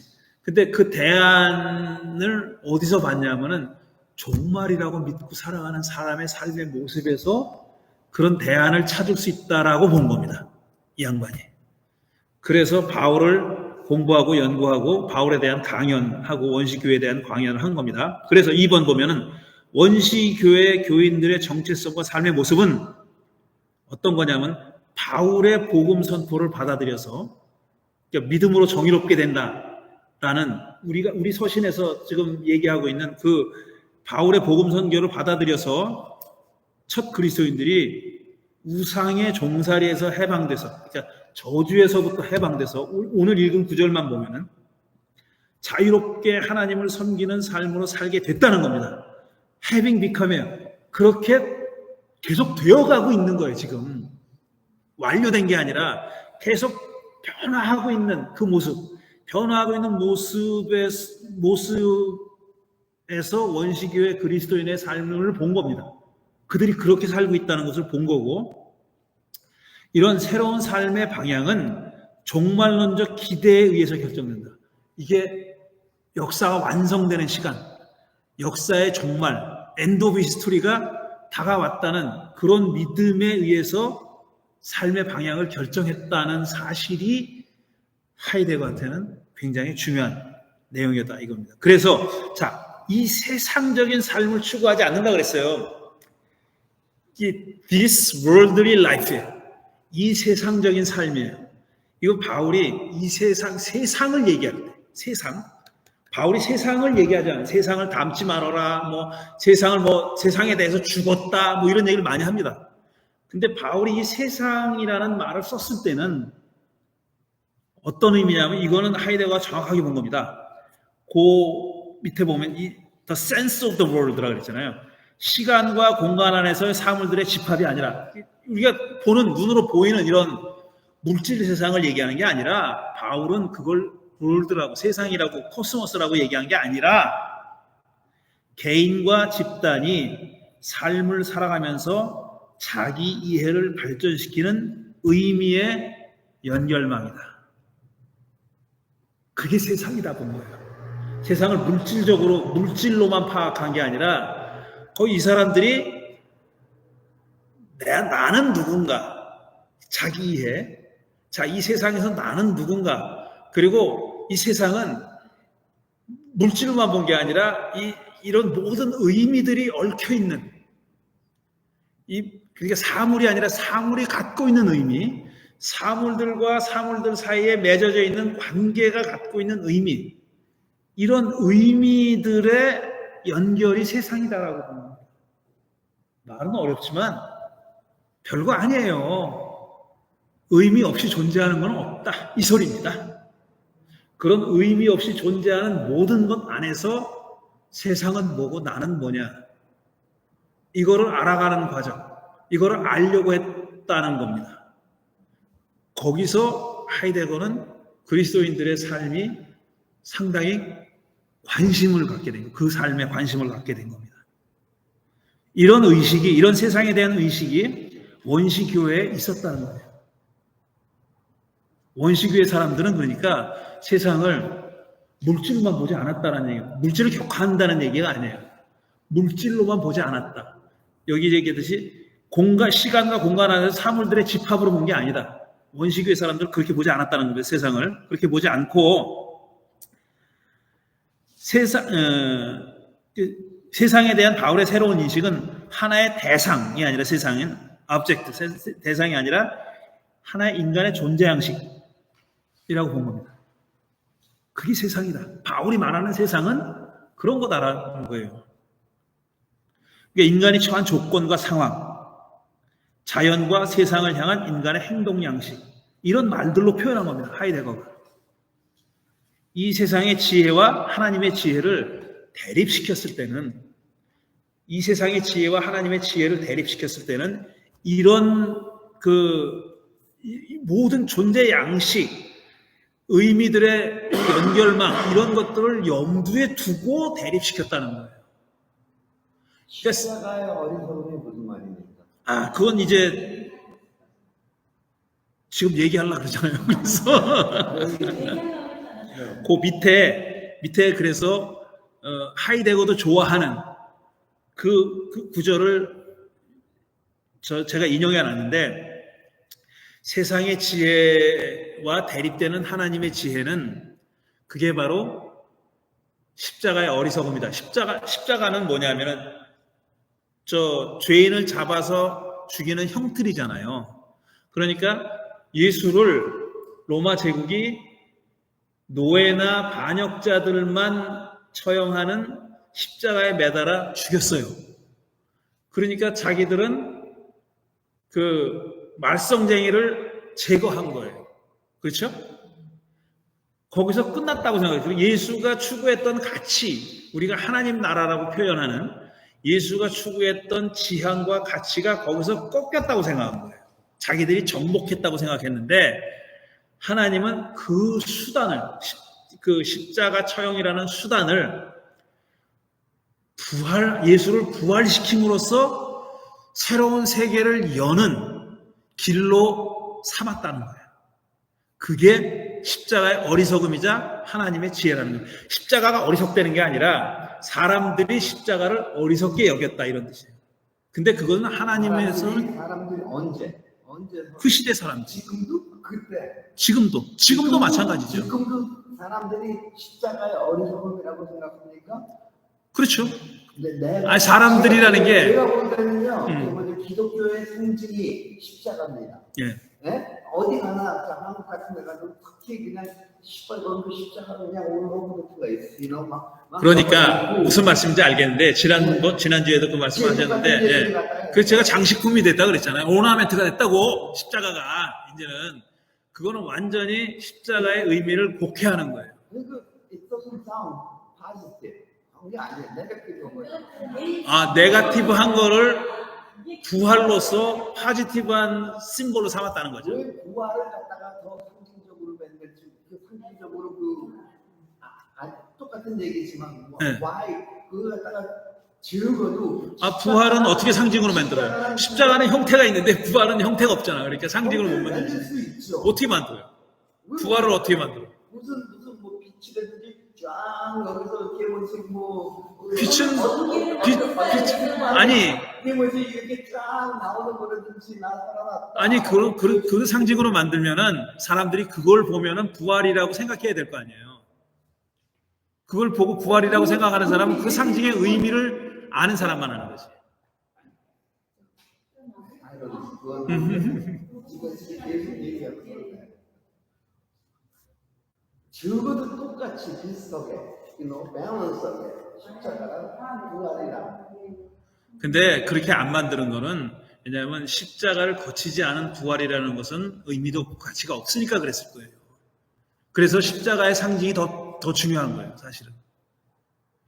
그냥 부활만 얘기할 수는 없어요. 그거는 아니 뭐 십자가도 얘기했으니까 부활도 있고 그런데 부활은 굉장히 파지티브하고 호흡이 있고 그런 건데, it's always 제가 그랬잖아요. 2000년 동안 계속 그 불쌍한 그 엠프름으로 그냥 리턴으로 어디 가나 십자가가 있어가지고 나는 유해의 신 때문에 죽었다.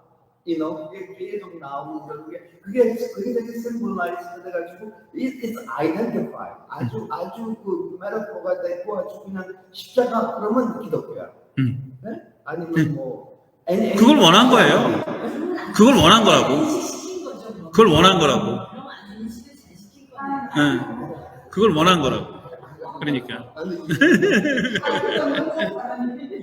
그걸 원한 거라고요. 그래서 십자가의 어리석음이라는 얘기는 고린도서에 아주 정확하게 나와 있는데 우리가 아쉽게도 고린도서를 읽지 않으니까. 십자가의 어리석음은 이 하이데거가 얘기한 겁니까? 아니에요. 그거는 바울이 얘기한 거예요. 바울이 얘기한 거예요. 제가 그 고린도서에 나온다 그랬잖아요. 바울이 쓴 편지 중에 하나인 고린도서에 나오는 얘기입니다. 자, 4번 원시교회는 서구 철학 전통에 의해서 왜곡된 인간 존재에 실현되지 않은 레디컬한 가능성을 보여줬다고. 이건 이 양반이 한 말을 그대로 갖다 온 겁니다.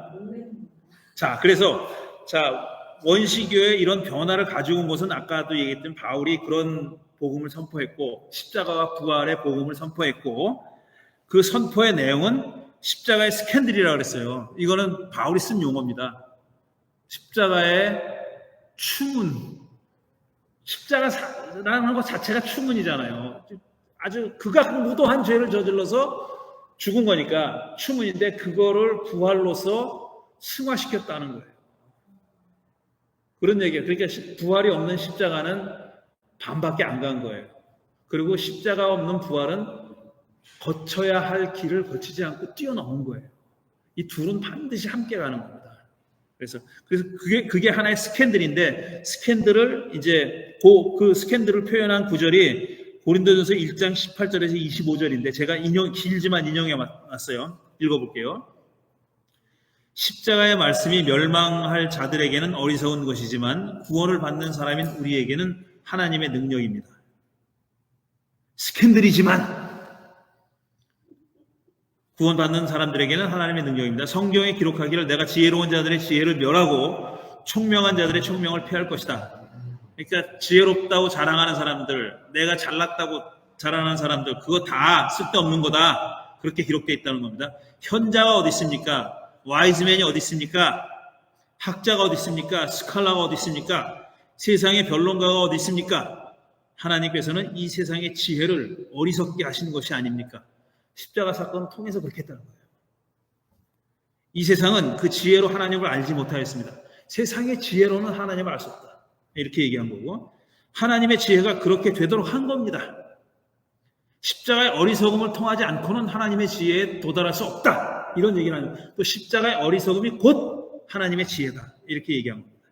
하나님께서는 어리석게 들리는 설교를 통하여 믿는 사람들을 구원하시기를 기뻐하신 것입니다. 유대 사람은 기적을 요구하고 유대 사람들이 보편적으로 그랬다는 거예요. 기적은 사실은 세마이아라는 그 그리스 말인데 사인이라고 봐야 돼요. 미라클이 아니라 사인. 이게 뭔가를 보여주는 거예요. 기적은 그 자체가 의미가 있는 거지만 사인은, 세마이아는 뭔가를 가리키는 이정표 같은 거예요. 그걸 원한다는 거예요. 유대 사람들은. 그리스 사람은 지혜를 찾으나, 로고스, 지혜를 찾으나 우리는 십자가에 달리신 그리스도를 전합니다. 그러니까 유대인들이 원하는 세마이아나 표징이나 그리스 사람이 찾는 기적이나 이 모든 것들은 이 부패한 공기와 같은 이런 사악한 저주 아래에 있는 우리를 해방시키지 못한다는 겁니다. 해방시키는 길은, 유일한 길은 십자가에 달리신 그리스도다 라고 바울이 주장하는 겁니다. 그리스도가 십자가에 달리셨다는 것은 유대 사람에게는 꺼리낌이고 이방 사람에게는 어리석은 일입니다. 그러나 부르심을 받은 사람에게는, 유대 사람에게나 그리스 사람에게나 이 그리스도는 하나님의 능력이요 하나님의 지혜입니다. 하나님의 어리석음은 사람의 지혜보다 더 지혜롭고 하나님의 약함이 사람의 강함보다 더 강합니다. 이거를 하이데거가 굉장히 관심을 가지고 있는 오리엔테이션입니다. 이게 누가 얘기한 거예요? 이거는 바울이 얘기한 거예요. 고린도 전서라는 편지에 나오는 얘기예요. 근데 이 얘기를 이 하이데거가 굉장히 자기가 살아가고 있는 20세기 중엽, 그러니까 양차 대전을 겪고 나가지고 완전히 정신적으로 피폐한 상태에 빠져 있는, 그래서 뭐 실존주의가 나오고 온갖 니힐리즘이 나오고 막 이런 험한, 그리고 아주 반대의 또 이 경향도 있고 막 이렇게 한마디로 말해서 정신적인 혼란 상태에 빠져 있는 유럽의 정신적인 하나의 어떤 지침이 될 수 있는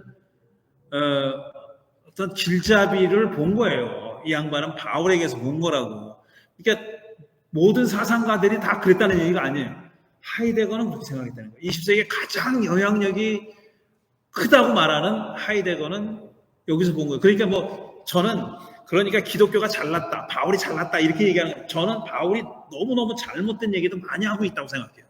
그리고 특히 우리 시대에 사는 사람한테는 도저히 접수가 안 되는 얘기도 많은데 그렇게 우리 시대를 기준으로 보지 말고 바울이 살았던 시대를 기준으로 보고 그걸 우리한테 끌어당겨야 되잖아요. 그 상황과 다 염두에 두고 이걸 우리가 어플라이를 어떻게 할 거냐를 생각해야지 그냥 귀절만 갖다 와도 안 되고 그 상황이 너무 다르니까. 근데 하이데거는 그 행동을 한 거예요. 자기가 처한 시기에 여기서 답을 찾아야 되겠다라고 생각하고 그렇게 한 겁니다.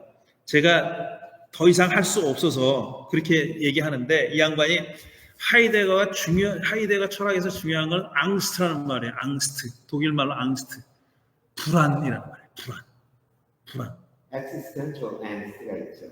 불안이라는 말은 영어로 뭐라고 anxious concern이라고 번역했더라고요. anxious concern이라고.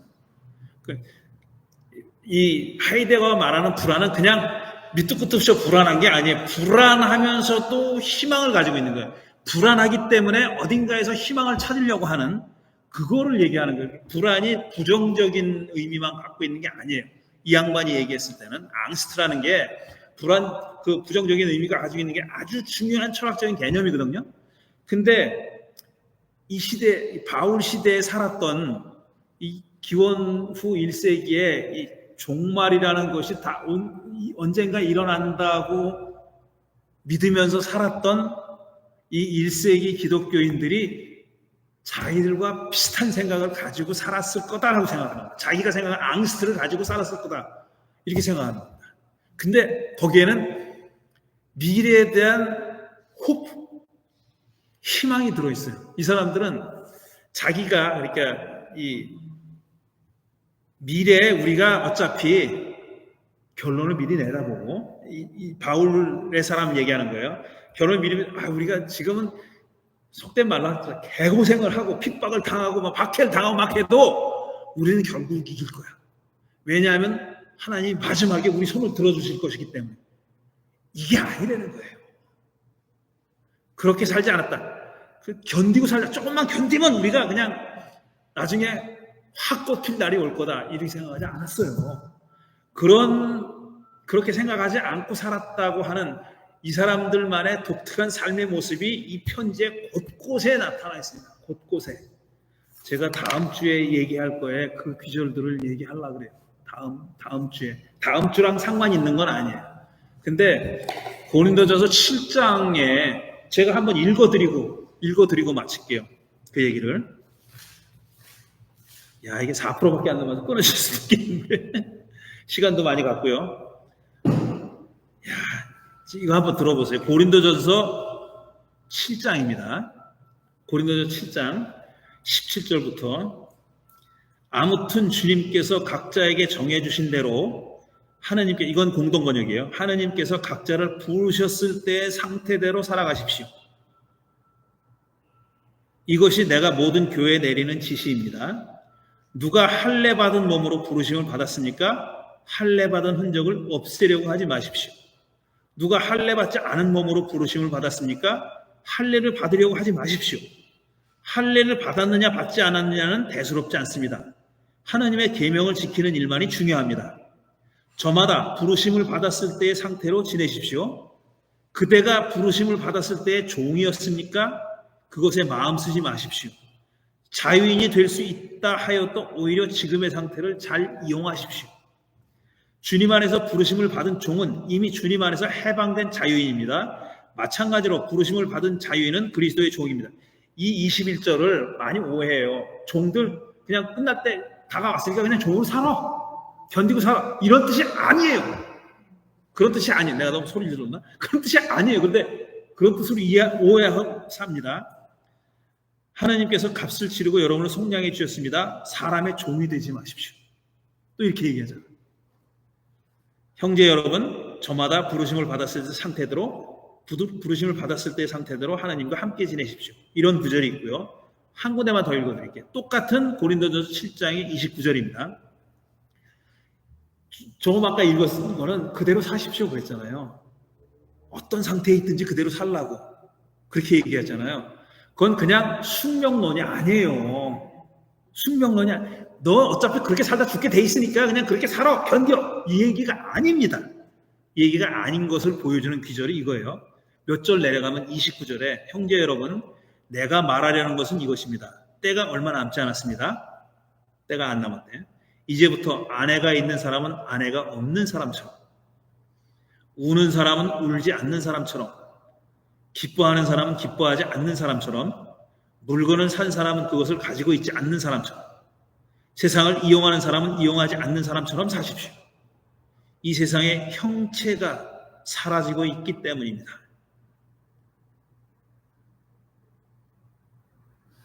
제가 한 50년 전의 경험, 40년 전의 경험을 말씀드리면, 저는 이 구절을 이 불트만이라고 하는 이 하이데거랑 같이 아까 얘기했던 세미나 했던 사람이에요. 아주 20세기에 정말 걸출한 최고의 큰 영향력을 미쳤다고는 신약 성서 학자입니다. 이 사람 독일 사람이에요. 루돌프 불트만이라는 사람이 신약 성서 신학이라는 책을 썼어요. 고전입니다. 요즘은 아무도 안 읽어요. 너무 고전이래가지고. 제가 대학교 3학년 때인가 4학년 때 그 책 읽으면 뭐 글이 있어 잔뜩 나오고, 물론 그 옆에 번역이 있어, 다행히. 그거를 읽고 나서 이 구절을 해설하는 구절을 읽고 통곡을 했어요, 내가. 21살짜리가. 야, 내가 이걸 모르고 살았구나, 아직까지. 근데 지금 내가 왜 통곡을 했는지 모르겠어. 내가 왜 그랬는지. 아내가 있는 사람은 아내가 없는 것처럼 살아라. 뭐가 있는 사람은 없는 것처럼 살아라. 세상에 형체가 없어진다. 이 말을, 와, 내가 아직까지 헛믿었구나. 이런 생각을 했습니다. 근데 뭐 때문에 그런 생각을 했는지는 제가 기억이 안 나요. 그냥 이거는 성령 받은 경험이에요. 나로서는. 근데 나를 그렇게 만든 비절이 바로 고린도전서 7장 28절 이하입니다. 얼마 전에 목사님이 설명했잖아요. 설명을 할 거예요. 이 얘기는 하지 않았어요. 이 얘기는 하지 않았어요. 어쨌든 이 구절을 가지고 얘기하진 않았어요.